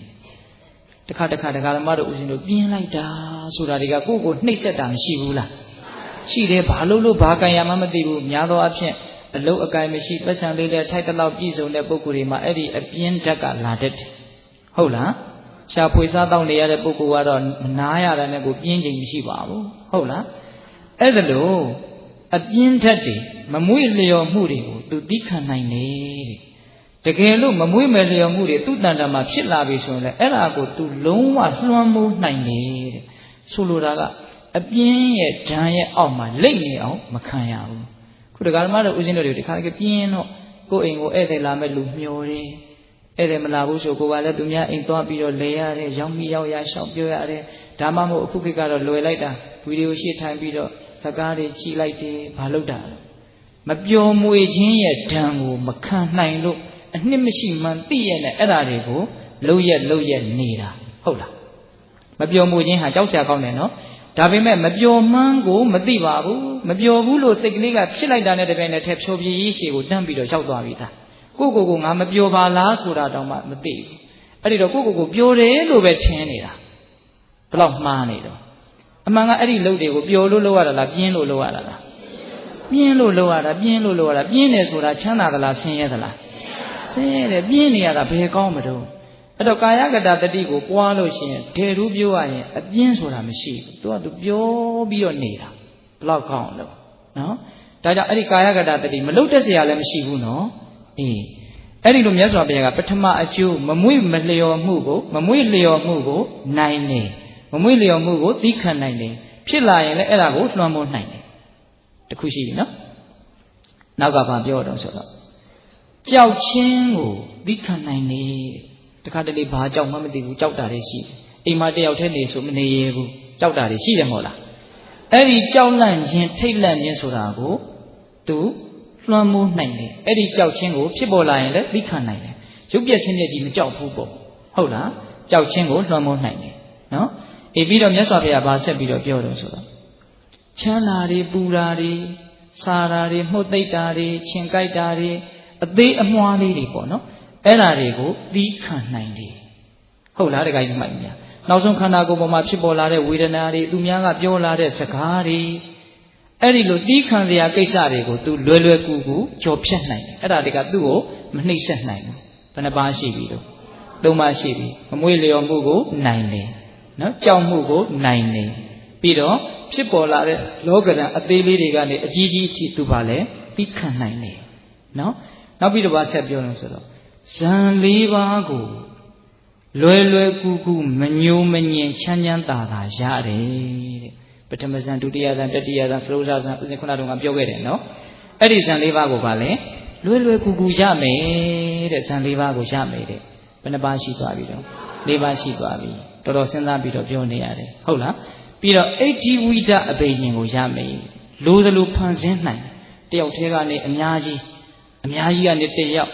ရေရှိုးနိုင်တဲ့မိုးပြန်နိုင်တဲ့အမျိုးဖန်ဆင်းနိုင်တဲ့အဋ္ဌိဝိဒအဘိညာဉ်မယုံမရှိနဲ့တော့ဒါဘုရားကိုယ်တော်တိုင်ဟောထားတာဟုတ်လားမယုံတဲ့စိတ်အကယ်၍များရှိမယ်ဆိုရင်နောက်နားမှာဆက်ပြောမဲ့သုတ်တန်ကဖြည့်ရှင်းသွားလိမ့်မယ်နော်အရန်တဲ့ဥစဉ်ကတော့ဟုတ်လားလက်နဲ့နော်ဒီကမကြီးအဲ့ဒါပါလေအဋ္ဌိဝိဒအဘိညာဉ်နော်လိုသလိုဖန်ဆင်းနိုင်တဲ့အစွမ်းတတ္တိရမယ်တဲ့ပြီးတော့ပါဆိုဒိဋ္ဌသောတနတ်တေရဲ့နာလို့အဝေးကြီးကပြောတဲ့အတန်ကိုကြားနိုင်တယ်ဒိဋ္ဌသောတအဲ့ဒါကိုရမယ်တဲ့နောက်ပရစိတ်တဝိသန္ဒနာသူများရဲ့စိတ်ကိုဘာတွေစိတ်ကူးနေတဲ့ရုပ်ဓာတ်တွေဖြစ်နေတဲ့မြတ်ဓာတ်တွေဖြစ်နေတဲ့အကုန်သိနိုင်တယ်တဲ့ဟောကာယကတတတိကိုပွားရင်ရမယ့်အကျိုးတွေနော်ဘယ်နှပါးရှိသွားပြီတော့9ပါးရှိသွားပြီနော်9ပါးရှိသွားပြီနော်နောက်3ပါးကလဲသွားပြီပုဒိအာဒီလူတွေသိရနော်ပုကပါလေပုပ္ပေနိဝါသနုတ္တိအဘိညာဉ်ပြီးခဲ့ပြီးသားဘဝတွေကိုဘဝ1000ဘဝ100ကဘာပေါင်းများစွာအကုန်ပြန်ပြီးတော့မြင်နိုင်တယ်နော်ပုပ္ပေနိဝါသနုတ္တိအဘိညာဉ်ဒီဆိုတာကဒိဗ္ဗစကုဝေသောကွယ်ထားသောအခြင်းတွေကိုနတ်တို့ရဲ့မျက်လုံးပမာမြင်နိုင်တယ်ဒိဗ္ဗစကုနော်အာဆိုတာကကိလေသာအာတဝတရားတွေအကုန်လုံးကုန်ခန်းသွားတဲ့အရဟတမေအရဟတဖို့ညာအာတဝခယညာပေါ့နော်အဲ့ဒီလိုအကျိုး10ပါးကိုကာယကတပတိကိုပွားများရင်ပါလေရနိုင်တယ်တဲ့မြတ်စွာဘုရားကရနိုင်တယ်တဲ့အဲ့ဒီအကျိုးတွေဥစဉ်တို့ပြန်ပြီးတော့မပြောတော့ဘူးနော်အဲ့တော့ဒီကာယကတတတိသုတ်တံကိုအနှစ်ချုပ်ကြည့်လိုက်ရင်ကာယကတတတိဆိုတာဘာလို့နံပါတ်1ပြောသွားတယ်နော်အဲ့ဒီကာယကတတတိကိုပွားများရင်ဘာတွေရမယ်လို့ဒါကိုပြောသွားတာနှစ်ချက်နော်အဲ့ဒီမှာအကျိုးတရားကိုရမယ်ဆိုတာကအလကားရမှာလားလုံးမရမှာလားလုံးမရမှာလို့ပြောသွားတာမလုံဖဲနဲ့ကတော့မရနိုင်ဘူးနော်အဲ့ဒီမှာတောင်ထိပ်ပေါ်ကလူဆိုတဲ့အဓိပ္ပာယ်ကအခုမှလာမှာဒီသုတ်တန်ထဲမှာပါလာတာဥပမာလေးကနော်အခုဦးဇင်းတို့ဒန္တာဘူမိသုတ်တန်ကိုဆက်ပြီးတော့ပြောမယ်မယုံတဲ့ပုဂ္ဂိုလ်တွေဒီထဲပါမယ်မထင်ပါဘူးနော်ဒါပေမဲ့လို့တရားဓမ္မတို့နဲ့ပတ်သက်ပြီးတော့တချို့မယုံဘူးဆိုတဲ့မိတ်ဆွေတွေအပေါင်းအသင်းတွေရှိကောင်းရှိနေမယ်အဲ့ဒါလိုလူမျိုးနဲ့တွေ့လာလို့ရှိရင်အခုပြောမဲ့သုတ်တန်ကိုဆက်ပြီးတော့တရားဓမ္မတွေကဖြည့်ရှင်းချက်ပေးရမယ်နော်ဘုရားဟောထားတယ်အင်မတန်ပြည့်စုံတယ်အင်မတန်တိကျတယ်အဲ့တော့ဒီဦးဇင်းတို့ဆက်ပြီးတော့ပြောမဲ့ လုံးမသာလင်ရနိုင်တယ်ဆိုတဲ့အဓိပ္ပာယ်ကလေးအဲ့ဒါကိုဦးဇင်းတို့ဘယ်မှာတွေ့ရတော့ဆိုတော့ဥပမာဥပမေယလေးသူကလည်းတော်တော်လေးကောင်းပါတယ်ရသော်ဘုရားဦးဇင်းတို့ဝေလူဝန်ကျောင်းတိုက်မှာတည်င်း3တော်မူတုံးကအဲ့ဒီဝေလူဝန်ကျောင်းတိုက်ထဲမှာကမ္မထမ်းကျောင်းလေးတွေရှိတယ်တပားနေကျောင်းလေးတွေရှိတယ်နော်အဲ့ဒီတပားနေကျောင်းလေးထဲမှာအရှိရဝတ္တလို့အမည်ရှိတဲ့ကိုရင်ကြီးတပားတည်င်း3နေတာရှိအဲ့ဒီကိုရင်ကြီးစီကိုတနေ့ကြတော့ဦးဇင်းတို့ရာဇဂျိုမြို့ကိုရာဇဂျိုပြည်ကိုအစိုးရတဲ့ဗေမိတာရမင်းကြီးရဲ့သားဇယသေနဆိုတဲ့မင်းသားကအညောင်းပြေလမ်းလျှောက်ရင်းနဲ့ဝေလူဝန်ကျောင်းနဲ့ရောက်လာတာနော်အဲ့ဒီလိုဝေလူဝန်ကျောင်းနဲ့ရောက်လာတော့ကျောင်းနဲ့လျှောက်ပြီးတော့လေရင်းနဲ့ခုနတုန်းကကမ္မထမ်းကျောင်းလေးထဲမှာတိတ်တိတ်ဆိတ်ဆိတ်ကမ္မထမ်းဘာဝနာအလုပ်အားထုတ်နေတယ်အရှိရဝတ္တကိုရင်ကြီးနဲ့တွေ့တာအဲ့ဒီတာမဏေနဲ့တွေ့တာတွေ့တဲ့အခါကျတော့သူကရှ िख ိုးဥချပြီးတော့ကိုရင်ကြီးနဲ့အလပတန်လပစကားပြောရင်းနဲ့စက်မိဆက်ရဘာပြောတော့ဆိုတော့အရှင်ဘုရားတို့ရဲ့သာသနာတော်မှာမှန်မှန်ကန်ကန်ကြိုးစားအားထုတ်မယ်ဆိုလို့ရှိရင်စိတ်ရဲ့အင်မတန်အေးချမ်းတည်ငြိမ်မှုဆိုတဲ့တရားအထူးအမြတ်ကိုလူတို့ရဲ့တရားထက်လွန်တဲ့တရားအထူးအမြတ်ကိုရနိုင်တယ်လို့တပည့်တော်ကြားဘူးတဲ့အဲ့ဒါဟုတ်လားတဲ့သာသနာတော်ကြီးမှာကြိုးစားအားထုတ်မယ်ဆိုရင်စိတ်ရဲ့တည်ငြိမ်မှုကိုပါလေရနိုင်တယ်အဲ့ဒါဟုတ်သလားတဲ့အဲ့တော့ကိုရင်ကလည်းဟုတ်တယ်တခါကြီးလို့ပြောတယ်အဲ့ဒါလို့ဆိုရင်အရှင်ဘုရားတပည့်တော်ကိုအဲ့ဒီတရားလေးဟောစမ်းပါတဲ့အဲ့တော့ကိုရင်ကဘာပြောတယ်ဆိုတော့ငါတရားတွေအများကြီးမသိသေးဘူးတဲ့တကယ်လို့ငါကသင်ကိုဟောမယ်ဆိုလို့ရှိရင်သင်ကနားမလည်ဘူးလက်မခံဘူးဆိုရင်ငါပင်ပန်းတာပဲအဖတ်တင်မယ်တဲ့ဟောကိုရင်ကလည်းအာမနာဘူးနော်ဖြောင်ပြောတာသိလားငါပြောလို့သင်နားမလည်ဘူးသင်ကလက်မခံဘူးဆိုရင်ငါပင်ပန်းယုံနေရှိမယ်ဒါကြောင့်မဟောခြင်းဘူးတဲ့သူ့လူကြီးရဲ့ဆိုတော့ခက်ဘူးလားဟင်အဲ့တော့တခါကြီးကဘာပြောတော့မင်းသားကဘာပြန်ပြောလို့ဆိုဟောတာဟောပါနားလေကောင်းနားလေပါလိမ့်မယ်အဲ့ဒီလိုပြောတော့ကိုရင်ကအေးအဲ့ဒါလို့ဆိုရင်ဟောမယ်ဒါပေမဲ့ဝန်ခံချက်ပေးရမယ်ဘာပေးရမှာလဲငါဟောလို့ရှိရင်ဘာမှပြန်မမေးနဲ့တဲ့ငါပြောရင်ပြောတဲ့အတိုင်းပဲမှတ်ငါ့ကိုဘာမှပြန်မမေးနဲ့ပြီးတော့အဲ့ဒါဟုတ်နိုင်တယ်ဖြစ်နိုင်တယ်မဖြစ်နိုင်ဘူးဘာမှလည်းအတွန့်လည်းမတက်နဲ့ဒါမင်းဟောခိုင်းလို့ငါဟောရတာငါမသိဘူးလို့ငါပြောပြီးပြီအဲ့ဒါဟောရင်ကတော့သင်နားမလဲရင်လည်းနားမလဲတာတွေဘာမှပြန်ပြောမနေနဲ့အဲ့တော့ကောင်းပါပြီဘုရားတပည့်တော်အရှင်ဘုရားကိုဘာမှပြန်ပြောပါဘူးအဲ့ရှိကနေတိုင်းလေးတရားနာအဲ့ဒါကိုရင်ကတရားဟောတယ်တဲ့မှန်မှန်ကန်ကန်ကြိုးစားအားထုတ်ရင်စိတ်ရဲ့တည်ငြိမ်မှုစိတ်ရဲ့လွတ်မြောက်ချမ်းသာမှုကိုရနိုင်တယ်ဆိုတဲ့အကြောင်းကိုရင်ကအစီကပတ်ကုန်းပြောတယ်ကိုရင်ကပြောလဲပြီးပြီဆိုတော့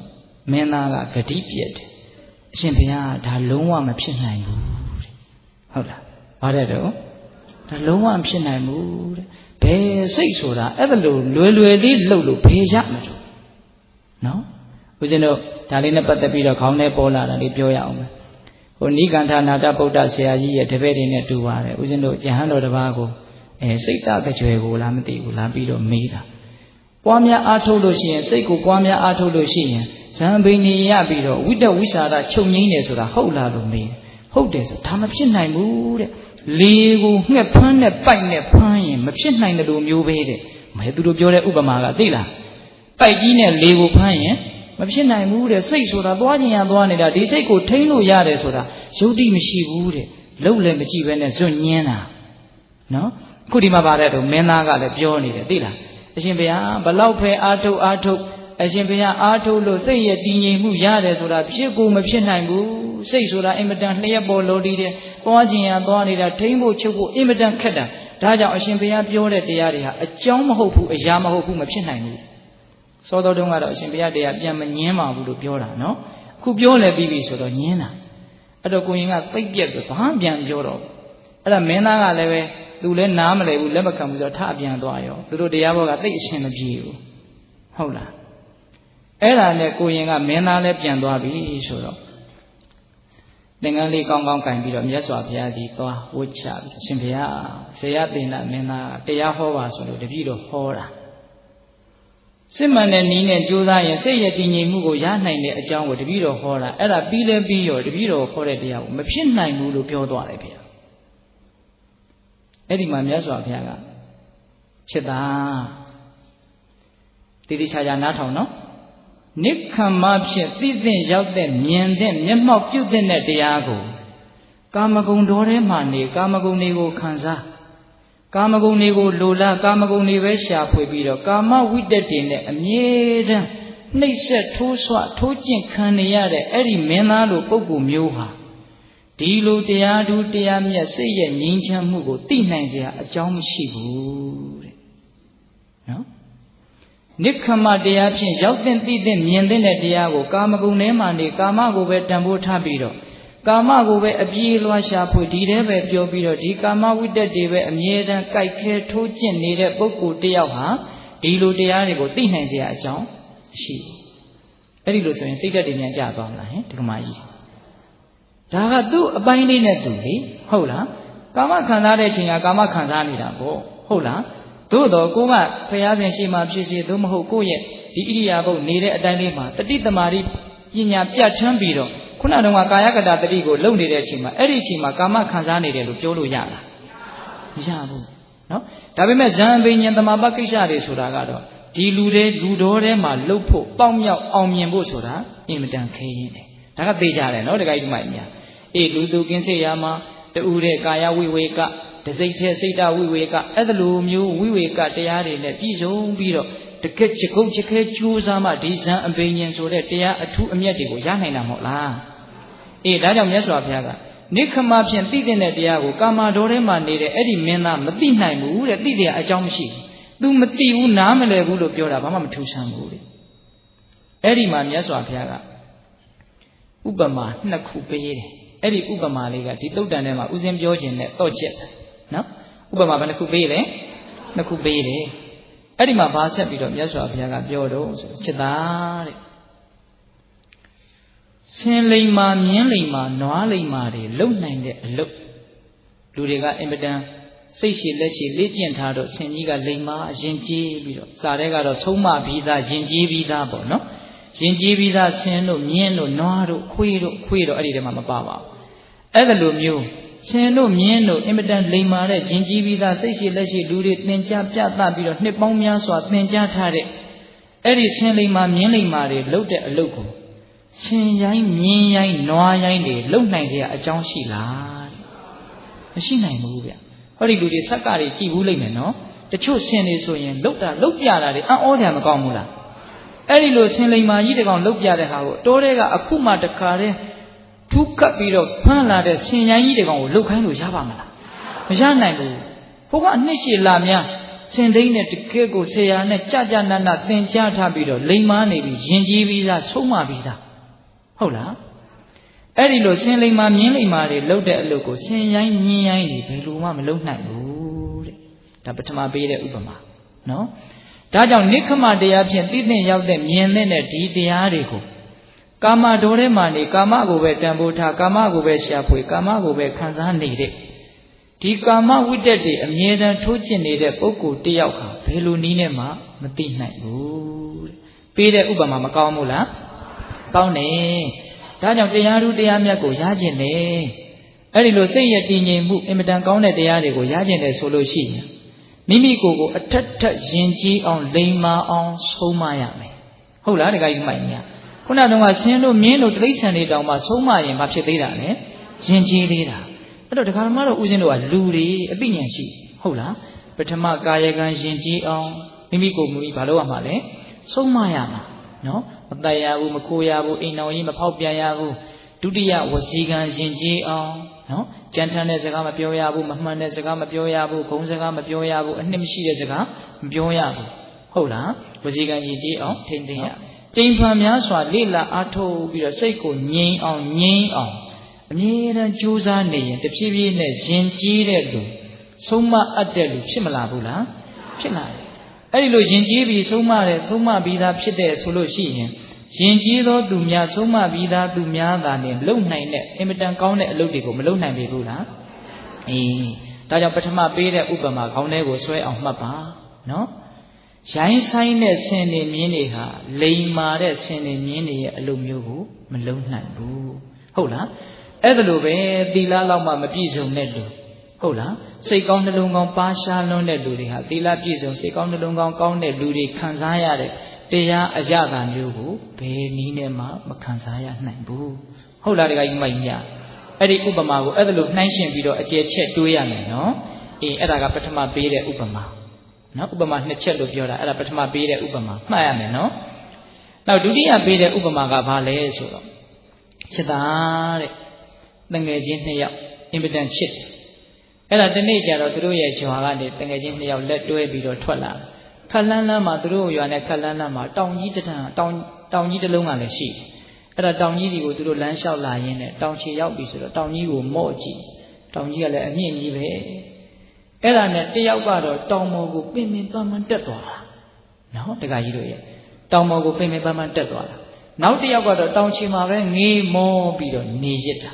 ဟိုလူကအဲ့လိုကြိုးကြိုးဆာဆာပင်ပင်ပန်းပန်းတက်ရင်းနဲ့တောင်ထိပ်ကိုရောက်သွားရောရောက်သွားပြီဆိုတော့သူကရှောက်ကြည့်လို့သူ့ရဲ့မျက်နှာအပြောင်းအလဲကလုံးဝသိသာသွားပြီဒီကောင်းဒီတန်းကိုရှူရတယ်ရှူခင်းတွေကောင်းကောင်းတွေကြည့်ရတယ်အဲ့ဒီလိုတောင်ထိပ်မှာသူရောက်သွားပြီဆိုတော့တောင်အောက်ကလူကလှမ်းပြီးတော့អော်တယ်တငယ်ချင်းဘာတွေမြင်ရတော့လို့မေးတယ်တဲ့မေးတော့အပေါ်ကလူကဝမ်းသာအားရဟာတငယ်ချင်းတို့ဟိုတုန်းကတောင်ကြီးရဲ့ဒီဘက်ကရွာမှာနေပြီးတော့တောင်ကြီးနဲ့ကိုယ်နေတဲ့တွေ့ကြောင့်ဟိုဘက်ကရှူခင်းလှလှတွေကိုတို့မမြင်ရဘူးဟိုဘက်မှာဗျာရေကန်ကြီးကလည်းကြာမျိုး၅ပါးနဲ့ပြည့်စုံလို့ဥယျင်ကြီးနဲ့တောတန်းလေးနဲ့စိုက်ပျိုးခင်းနေနဲ့အင်မတန်ตาရတာပဲတမေတမောကြီးပဲကောင်းလိုက်တဲ့ရှုခင်းကွာလို့ပြောတယ်တောင်ထိပ်ပေါ်ကနေပြီးတော့အဲ့တော့တောင်အောက်ကလူကမယုံဘူးလို့ပြောတယ်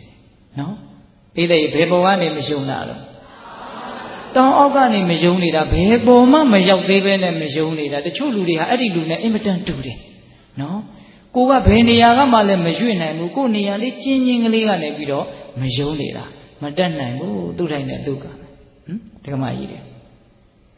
အဲ့ဒီလိုပြောတဲ့အခါကျတော့တောင်ပေါ်ကလူကခံမြင်တဲ့သဘောတော့မရှိပါဘူးသူကနားလေတယ်သူလည်းပဲငကိုတုန်းကတောင်အောက်ကလာတာပဲလေတောင်အောက်မှာနေတုန်းကဒီရှုခင်းတွေသူမမြင်ရဘူးဆိုတာသူသိတယ်လေသူကအတွေ့အကြုံနှစ်ခုရှိတယ်နော်တောင်ချီရင်မှလည်းနေခဲ့ဘူးတယ်မမြင်ဘူးဆိုတာလည်းသူသိတယ်တောင်ထိပ်ကိုတက်လိုက်တယ်မြင်တယ်ဆိုတာလည်းသူသိတယ်ဒါကြောင့်သူကနှစ်ခုလုံးသိတဲ့လူအတွက်ကြောင့်ဟိုလူကိုသူနားလေတယ်နားလေတဲ့အတွက်ကြောင့်မငြင်းဘူးနော်ဒကမကြီးတွေဒီစကားလေးအနှစ်ရှိတယ်လို့ထင်တယ်နားလေတဲ့အတွက်ကြောင့်ပါလဲမငြင်းဘူးငြင်းတယ်ဆိုရင်နားမလဲလို့ပေါ့ဗျာနားမလဲလို့ပေါ့သူများနဲ့ညင်းနေတာဒီလူသိသလားမသိဘူးလားမြင်သလားမမြင်ဘူးလားဒီလူအဆင့်ဘယ်လောက်ရှိတယ်ဆိုတာမသိတော့ညင်းတာညင်းတယ်ဆိုတာတကယ်ကတော့အဆင့်ကိုညီးအောင်ညှိတယ်လို့ထင်တာပါပဲဥစဉ်ကတော့ဟင်ဒကမကြီးတွေဟုတ်လားအဲ့ဒီတော့ဟိုလူကမညင်းဘူးကဲသူမမြင်သေးတော့မယုံဘူးဆိုတာသဘာဝကျပါတယ်နော်ဒါပေမဲ့အောက်ကစဉ်းစားစရာကောင်းတာပေါ့သူနဲ့ငါနဲ့မတူဘူးသူကအပေါ်ရောက်သွားပြီငါကအောက်ရောက်သွားပြီဇွတ်မယုံဘူးလို့ပြောရင်ညံနေရတော့ရောက်တယ်တကယ်ဆိုရင်အခြေခံကြကြစဉ်းစားရမှာငါကအောက်မှာနေတာသူကအပေါ်မှာရောက်တာမတူတဲ့အတွက်ကြောင့်မတူတဲ့အမြင်တွေရှိကောင်းရှိလိမ့်မယ်လို့သူအဲ့ဒါလိုလေးတော့တွေးနေတာပေါ့အခုတော့ကိုယ်အမြင်မှကိုယ်အမြင်ဆုပ်ကင်ထားတယ်ကိုယ်ကလွဲလို့သူများအမြင်ကိုဟုတ်တယ်လို့ကိုမထင်အဲ့ဒါလောက်အမြင်ကကျင်းလာဟုတ်လားအဲ့လိုလူမျိုးတွေလောကကြီးမှာမရှိဘူးလားရှိတယ်အဲ့ဒီတော့တောင်အောက်ကလူကညင်းနေတော့တောင်ပေါ်ကလူကတနာလဲတနာတယ်အဲ့ဒါနဲ့သူကစိတ်ရှိလက်ရှိတောင်ပေါ်ကနေဆင်းလာပြီးတော့တငယ်ချင်းလာလိုက်ခဲ့ဆိုပြီးတော့လက်မောင်းကိုဆွဲကင်ပြီးတော့တက်သွားတယ်တဲ့လက်မောင်းကိုဆွဲခေါ်သွားတာဆိုတော့ဟိုလူမလိုက်ချင်လို့မရတော့ဘူးအဲ့ဒါနဲ့တဖြည်းဖြည်းနဲ့တောင်ပေါ်ကိုနှစ်ယောက်သားတက်သွားလိုက်တာနှစ်ယောက်သားတောင်ပေါ်လဲရောက်ပြီဆိုတော့စောတော်တုန်းကမယုံဘူးဆိုတဲ့လူရဲ့မျက်နှာဟာအကုန်လုံးပြောင်းလဲသွားတယ်အဲ့ဒီတော့မှတငယ်ချင်းမင်းယုံပြီလားအေးကွာငါယုံပြီဟုတ်တာပဲကြည်စမ်းသိတ်ကောင်းတဲ့ရှုခင်းပဲသိတ်ပြီးတော့လှတဲ့ရှုခင်းပဲလေကောင်းလေတန်လေးရှုလို့သိတ်ကောင်းတာပဲဟုတ်တယ်တဲ့ငါတို့ဟိုတုန်းကဟောဒီအင်မတန်ကြီးတဲ့တောင်ကြီးကားနေလို့ဒီဘက်ကရှုခင်းအကောင်းတွေကိုတို့မမြင်ခဲ့ရဘူးနော်ဘာကြီးကားနေလို့တောင်ကြီးကားနေလို့အဲ့ဒါမြတ်စွာဘုရားကချစ်တာတဲ့အဲ့ဒီတောင်ကြီးကာနေလို့အဲ့ဒီရှုခင်းတွေကိုမမြင်ရဘူးဆိုတာလို့သင်္ချစ်သားတို့မှလည်းပဲအဝိဇ္ဇာဒီဟုသောအဲ့ဒီတောင်ကြီးတဲ့အဆမတန်ကြီးမားသောအင်မတန်ကြီးမားသောတောင်ကြီးတစ်လုံးကသင်္ချစ်သားတို့ရဲ့ရှေ့မှာအမှန်တရားဒီဟုသောရှုခင်းတွေကိုမမြင်အောင်ကာထားတယ်၊ကွယ်ထားတယ်တဲ့ဒါကြောင့်မယုံဘူးဆိုတာတွေကိုယုံတယ်ဆိုတာတွေကိုရှုပ်ချက်တွေကိုခတ်နေဟုတ်လားအဲ့တော့ဒကာဓမ္မတို့ဦးဇင်းတို့ရဲ့ရှေ့မှာဘာတောင်ကြီးကာထားတာလဲ အဝိဇ္ဇာတောင်ကြီးစီကံထားတာမသိမှုဟာတောင်ကြီးတစ်လုံးလို့ဘလောက်မြင့်တယ်လို့ခံမှန်းရခက်တဲ့တောင်ကြီးတစ်လုံးတယောက်ရဲ့အဝိဇ္ဇာနဲ့တယောက်ရဲ့အဝိဇ္ဇာကတော့အနည်းအများတူချင်မှတူမယ်ပေါ့နော်အဝိဇ္ဇာဆိုတာနယ်ကအကျယ်ကြီးတချို့လူတွေရဲ့အဝိဇ္ဇာတောင်ကြီးကတိတ်ကြီးတယ်ကံရဲ့အကျိုးလေးလောက်တောင်နားမလဲဘူးနော်တချို့လူတွေရဲ့အဝိဇ္ဇာတောင်ကြီးမကြီးဘူးလားအဲ့ဒါလည်းပဲအဝိဇ္ဇာမဟုတ်လားတချို့လူတွေကြတော့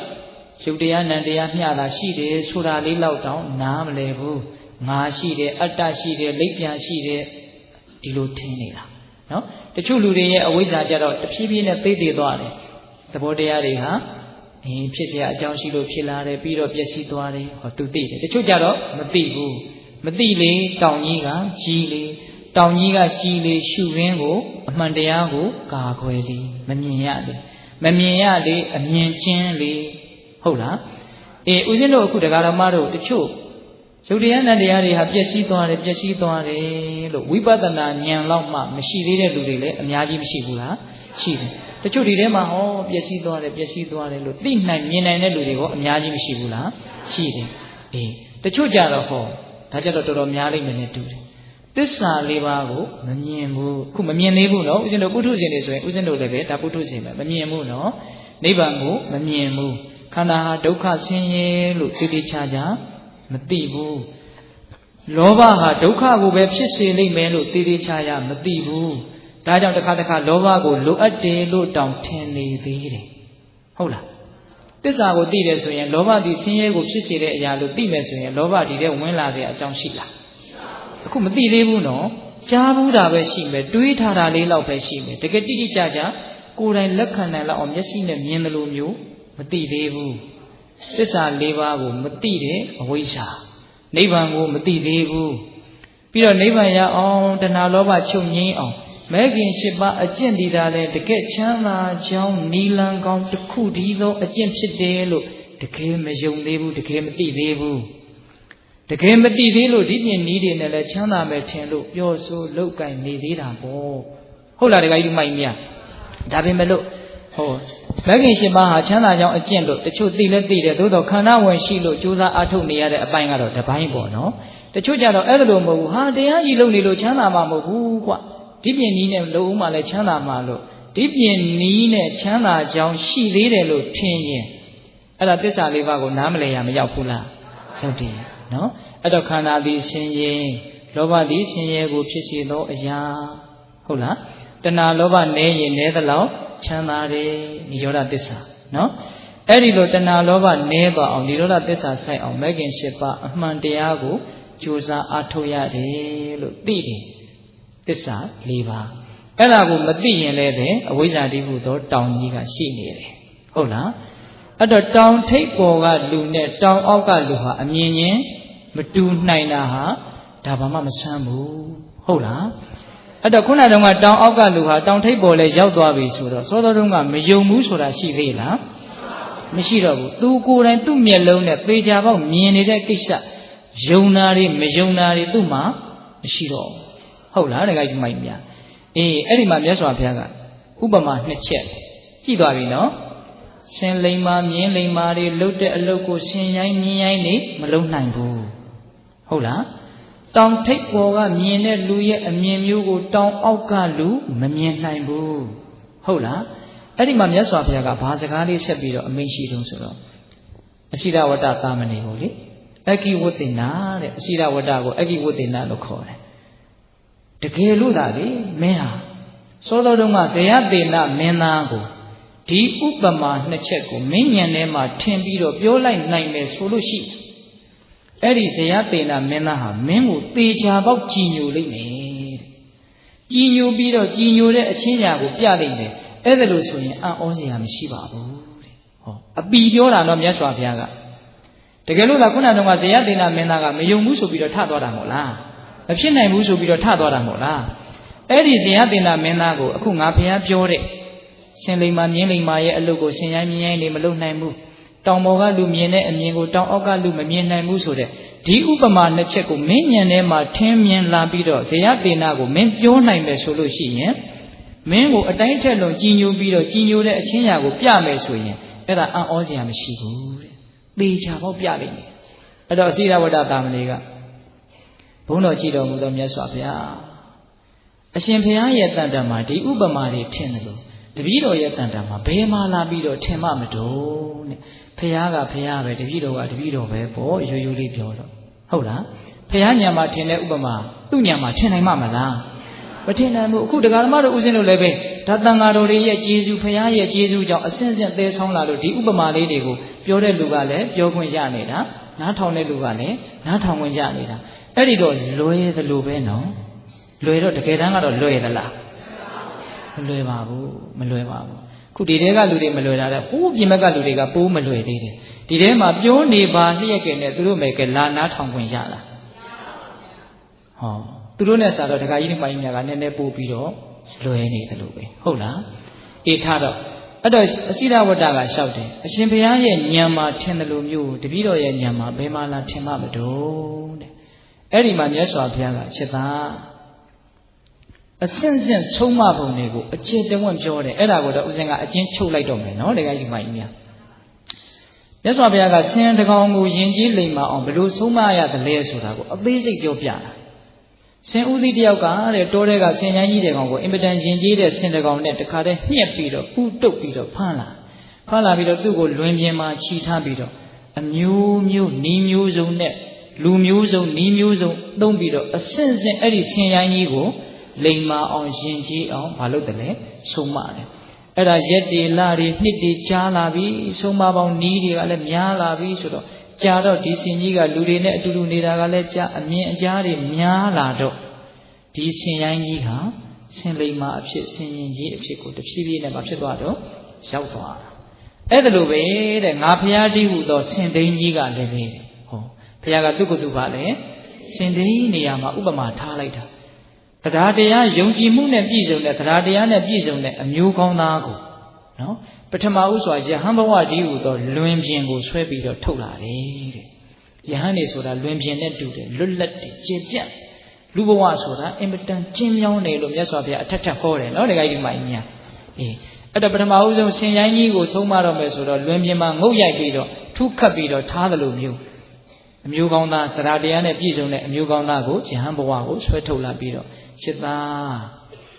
ဒီတိလာတရားတွေကိုပြည့်စုံအောင်လုပ်ဒီလိုမကြည့်နဲ့ဒီလိုကြည့်ဒီလိုမသွားနဲ့ဒီလိုသွားဒီလိုမပြောနဲ့ဒီလိုပြောအစဉ်စဉ်အသေးစိတ်ပါတိမောက္ခတံဝရတိလဆိုတာတွေနဲ့မသိဘူးလားသိတယ်အဲ့ဒါလိုတိလာတွေသိတဲ့စိတ်ကိုနူးညံ့သိမ်မွေးအောင်ဘယ်လိုလုပ်ရမလဲအစဉ်စဉ်နောက်ဆုံးဇံပင်ញင်ရအောင်ဘယ်လိုလုပ်ရမလဲမဲ့ညံပူညံရအောင်ဘယ်လိုလုပ်ရမလဲအစရှိသဖြင့်ဤမျိုးစုံနဲ့ဖရာဒီဟူသောသူတော်ကောင်းကြီးကရှင်ဒိန်းကြီးကကျွတ်ထိုက်တဲ့တတ္တဝါဒီဟုသောဆင်ရိုင်းတွေကိုနီးမျိုးစုံသုံးပြီးတော့လိမ္မာအောင်ယဉ်ကျေးအောင်မဆုံးမဘူးလားဆုံးမတယ်အဲ့ဒီလိုဆုံးမတဲ့အခါကျတော့ဒီအမျိုးကောင်းသားတရားတရားနဲ့ပြည့်စုံတဲ့အမျိုးကောင်းသားဟာတဖြည်းဖြည်းနဲ့အကျင့်မြတ်တွေကိုကျင့်လာပြီးတော့နောက်ဆုံးအာသဝေါကုန်ခန်းတဲ့ယဟန္တာဖြစ်သွားတယ်ဆိုကြပါစို့တဲ့ဒါစာရီအများကြီးကိုအကျဉ်းချုပ်လိုက်တာမူရင်းကိုသိကျင်အဲ့ဒီမဇ္ဈိမနိကေကိုလှမ်းပြီးတော့ကြည့်ကြနော်ဒကာကြီးမကြီးများအဲ့ဒါလို့ယဟန္တာဖြစ်သွားပြီလဲဆိုရောအဲ့ဒါလောကကြီးတစ်ခုလုံးရဲ့အတုမရှိတဲ့ကောင်းမှုဒီဟုသောမျိုးစေ့ကိုစိုက်ပျိုးကျဲချရာလေယာမြေကောင်းတစ်ဖွဲ့ဖြစ်တယ်တဲ့အဲ့ဒီကြတော့မှလေယာမြေကောင်းနဲ့တူသွားတာနော်အဲ့ဒီမှာမြတ်စွာဘုရားကဏိကုံးချုပ်ဘာဆက်ပြီးတော့ပြောတော့ဆိုချက်သားတဲ့ဆင်ကြီးပဲဖြစ်စေဆင်လက်ပဲဖြစ်စေဆင်ငယ်ပဲဖြစ်စေရိုင်းဆိုင်မရင်ကြီးပဲနဲ့သေမယ်ဆိုရင်အဲ့ဒီဆင်ကိုမရင်ကြီးပဲနဲ့သေတဲ့ဆင်တနည်းအားဖြင့်ဆင်ရိုင်းမသာလို့ပဲခေါ်ရမယ်ဆင်ကြီးလည်းပဲကြီးလို့မလို့ငဲ့ညာမှုမရှိဘူးသူကြီးနေတာပဲမရင်ကြီးပဲနဲ့သေရင်တော့ဆင်ကြီးဟာမရင်ကြီးပဲနဲ့သေသွားတာပဲဆင်လက်လည်းပဲအလက်မို့လို့ညှာတာမှုမရှိဘူးမရင်ကြီးပဲနဲ့သေရင်ရိုင်းဆိုင်နဲ့သေရင်အဲ့ဒီဆင်လက်ဟာလည်းမရင်ကြီးပဲနဲ့သေတာပဲဟုတ်လားဆင်ငယ်လေးလည်းသူငယ်သေးလို့ဘာမှမလုပ်ရသေးလို့သူ့ကိုငဲ့ညာတယ်လို့မရှိဘူးအဲ့ဒီဆင်ငယ်လည်းပဲမရင်ကြီးပဲနဲ့သေရင်တော့မရင်ကြီးပဲသေတာပဲမမှန်ဘူးလားမှန်တယ်အဲ့ဒါလိုပဲတဲ့ငါဖျားရဲ့သာသနာတော်မှာမထေကြီးပဲဖြစ်စီဘုန်းကြီးတွေယဟန်တွေကိုဟောတာကိုဗျဟုတ်လားမထေကြီးပဲဖြစ်စီမထေလက်ပဲဖြစ်စီမထေငယ်ပဲဖြစ်စီအာသဝတရားမကုံမဲနှင့်သာသေတာဆိုရင်တော့မထေကြီးလည်းပဲအဲ့ဒါမရင်ကြီးပဲနဲ့သေတာ နော်မထေကြီးမို့လို့ငဲ့ညာတဲ့သဘောရှိလားအာသဝမကုံမဲနဲ့သာသိရင်တော့အဲ့ဒီမထေကြီးဟာလည်းပဲမရင်ကြီးပဲနဲ့သိတာရိုင်းရိုင်းဆိုင်ဆိုင်သိသွားတာဟုတ်လားမထေလက်လည်းပဲမရင်ကြီးပဲနဲ့သာအာသဝမကုံမဲနဲ့သာသိရင်မရင်ကြီးပဲသိတာမထေငယ်လည်းပဲအာသဝမကုံမဲနဲ့သိရင်တော့မရင်ကြီးပဲသိတာအဲ့ဒါလိုပြောတာနော်မြတ်စွာဘုရားကအဲ့ဒါဆင်ကြီးပဲဖြစ်စေဆင်လက်ပဲဖြစ်စေဆင်ငယ်ပဲဖြစ်စေဆုံးမပြီးရင်ရင်ကြီးကြီးလိမ့်လိမ့်မာမာဖြစ်ပြီးမှသေတယ်ဆိုရင်တော့ရင်ရင်ကြီးကြီးသေတယ်လို့ခေါ်ရတယ်လို့တဲ့မထေကြီးပဲဖြစ်စေမထေလက်ပဲဖြစ်စေမထေငယ်ပဲဖြစ်စေအာသဘောကုန်ပြီးမှသေတယ်ဆိုလို့ရှိရင်တော့အဲ့ဒါရင်ရင်ကြီးကြီးသေတယ်လို့ဆိုရတယ်တဲ့အဲ့တော့ဦးဇင်းတို့ဒီနားမှာဟောကြားတဲ့လူနာကြတဲ့လူတွေရင်ရင်ကြီးကြီးသေကြမယ်မသာတော့တခုမှတယောက်မှပါမယ်မထင်ဘူးဟင်ဒကမာကြီးတွေဒါဥစဉ်တို့လည်းပဲဒီတိုင်းပဲဟုတ်လားဥစဉ်တို့အကုန်ကိုယ့်ကိုချမ်းမထားခဲ့ဘူးเนาะဒကာကြီးဒီမိုင်းများဟုတ်လားမြတ်စွာဘုရားကဒီမှာယဟန္တာမဖြစ်ဘဲနဲ့အာသောမကုံမဲနဲ့သေလို့ရှိရင်အရင်မသာလို့ခင်မွန်းတတ်တာเนาะသောတာပန်တဂရကအနာဂံတော့မညာဘူးเนาะဒကာကြီးဒီမိုင်းများစာထဲမှာအဲ့ဒီညာထားတာမတွေ့ဘူးအာသောမကုံမဲနဲ့သေရင်တော့အဲ့ဒါမရင်မကြီးသေးတာပဲလို့ဒီတိုင်းပြောထားတာဟုတ်လားအေးဒါကြောင့်မလို့သာသနာနဲ့တွေ့တဲ့အခါမှာယဉ်ကျေးတယ်ရိုင်းဆိုင်တယ်ဆိုတာဘာလဲဆိုတာကိုဒါဒီကနေ့သိရတယ်ဟုတ်လားအဲ့တော့ယဉ်ကျေးတယ်ဆိုတာလောဘဒေါသလုံးဝမရှိမှယဉ်ကျေးမှုအစစ်ရတယ်လို့ဆိုရတယ်နော်လောဘဒေါသရှိနေသေးသမျှရိုင်းเสียကြုံလာရင်ရိုင်းမှာအခုထိန်းနိုင်နေတယ်မရိုင်းနေဘူးဆိုတာကရိုင်းလောက်အောင်မကြုံသေးလို့ရိုင်းเสียကရိုင်းเสียတွေကရိုင်းလောက်အောင်ကျုံလာပြီဆိုရင်ဟောပုထုဇဉ်ဗျာအဖေတောင်တတ်နိုင်တယ်အမေတောင်တတ်နိုင်တယ်ဟင်တခါယူမိုင်ကြီးမရိုင်းဘူးလားရိုင်းနေဗျာဟုတ်လားဒါကြောင့်မို့လို့မိမိကိုယ်ကိုမိမိယဉ်ကျေးခြင်းတယ်ဆိုရင်မြတ်စွာဘုရားရဲ့တရားနိလန်းနေနဲ့ဘာလို့ရမှာလဲယဉ်ကျေးအောင်ဆုံးမကြရမယ်ဟုတ်လားယဉ်ကျေးအောင်ဆုံးမကြရမယ်ဒါကြောင့်မြတ်စွာဘုရားကယဉ်ကျေးတယ်ဆိုတာဘာရိုင်းတယ်ဆိုတာဘာဆိုတာကိုအဲ့ဒါလိုပြောပြီးတော့ဦးဇင်းတို့အဲ့ဒီဒန္တဘူမိသုတ်တံကိုမြတ်စွာဘုရားဏီကုံးချုပ်တယ်အဲ့တော့ဒကာဓမ္မတို့ဦးဇင်းတို့ဒီသုတ်တံမှာမှတ်เสียကစောစောတုန်းကပြောတဲ့ဥပမာနှစ်ချက်ပဲနော်ဆင်လိမ္မာမြင်းလိမ္မာတွေလှုပ်တဲ့အလုပ်ကိုဆင်ရိုင်းမြင်းရိုင်းတွေမလုပ်နိုင်ဘူးမယုံတဲ့လူတွေကိုအဲ့ဒီတိုင်းဖြည့်ရှင်းနိုင်ပါစေဟုတ်လားတောင်ထိပ်ပေါ်ကလူမြင်တဲ့အမြင်မျိုးကိုတောင်အောက်ကလူမမြင်နိုင်ဘူးအဲ့ဒီဥပမာနှစ်ချက်ကိုစွဲအောင်မှတ်ရတယ်ဟုတ်လားဒါကြောင့်မိမိတို့ဒီတောင်ထိပ်ပေါ်ရောက်တယ်လို့မျိုးရှင်ကြီးပြီးသားဆင်လိမ္မာမြင်းလိမ္မာဖြစ်တယ်လို့မျိုးစောစောတုန်းကပြောခဲ့တဲ့ကာယကတ္တတတိတုတ်တန်ထဲမှာလာရှိတဲ့အကျိုးတရားမျိုးတွေကိုရအောင်အဲ့ဒီကာယကတ္တတတိတွေကိုကြိုးစားအထုတ်ဖို့မသင့်ဘူးလားသင့်တယ်ကာယကတ္တတတိတွေဥစဉ်အများကြီးပြောသွားတာနော်အာနာပါနဟာကာယကတ္တတတိဟုတ်လားဒါကြောင့်ဥစဉ်တို့ခဏနေလို့ရှိရင်9မိနစ်လောက်တရားထိုင်ရမယ်ဟုတ်လား9မိနစ်တရားထိုင်ပြီးမှမေတ္တာပို့ပြီးတော့ဦးဇင်းတို့ခြေသက်ချအမြတ်တမ်းပေးဝေပြီးမှဒီတရားပွဲကိုအဆုံးသတ်မယ်ဦးဇင်းအခုတရားဟောတာတနာရီနဲ့မိနစ်20လောက်ရှိသွားပြီဟုတ်လားပြင်းမြန်ပြင်းသလားအေးတရားသားလေးတွေကြီးပဲပါဠိလည်းရွတ်တာလည်းသိမပါဘူးဇလံဝတ္ထုလည်းသိမပါဘူးဆိုတော့ပြင်းမြန်ပြင်းမလားလို့ဟုတ်လားအေးအဲ့လိုဆိုလို့ရှိရင်ဦးဇင်းတို့ဒီရှိမှာပါဠိတော်တွေမြန်မာပြန်နေထဲမှာစိတ်ဝင်စားစရာကောင်းတဲ့သုတ်တန်တွေအများကြီးရှိရဲ့နော်ဒကာကြီးမိုင်းများနော်အေးအဲ့ဒါတွေကိုလည်းပဲအခါအားလျော်စွာတရားဓမ္မတို့ကိုယ်တိုင်ရှာဖွေပြီးတော့လေ့လာနိုင်ကြပါစေဟုတ်လား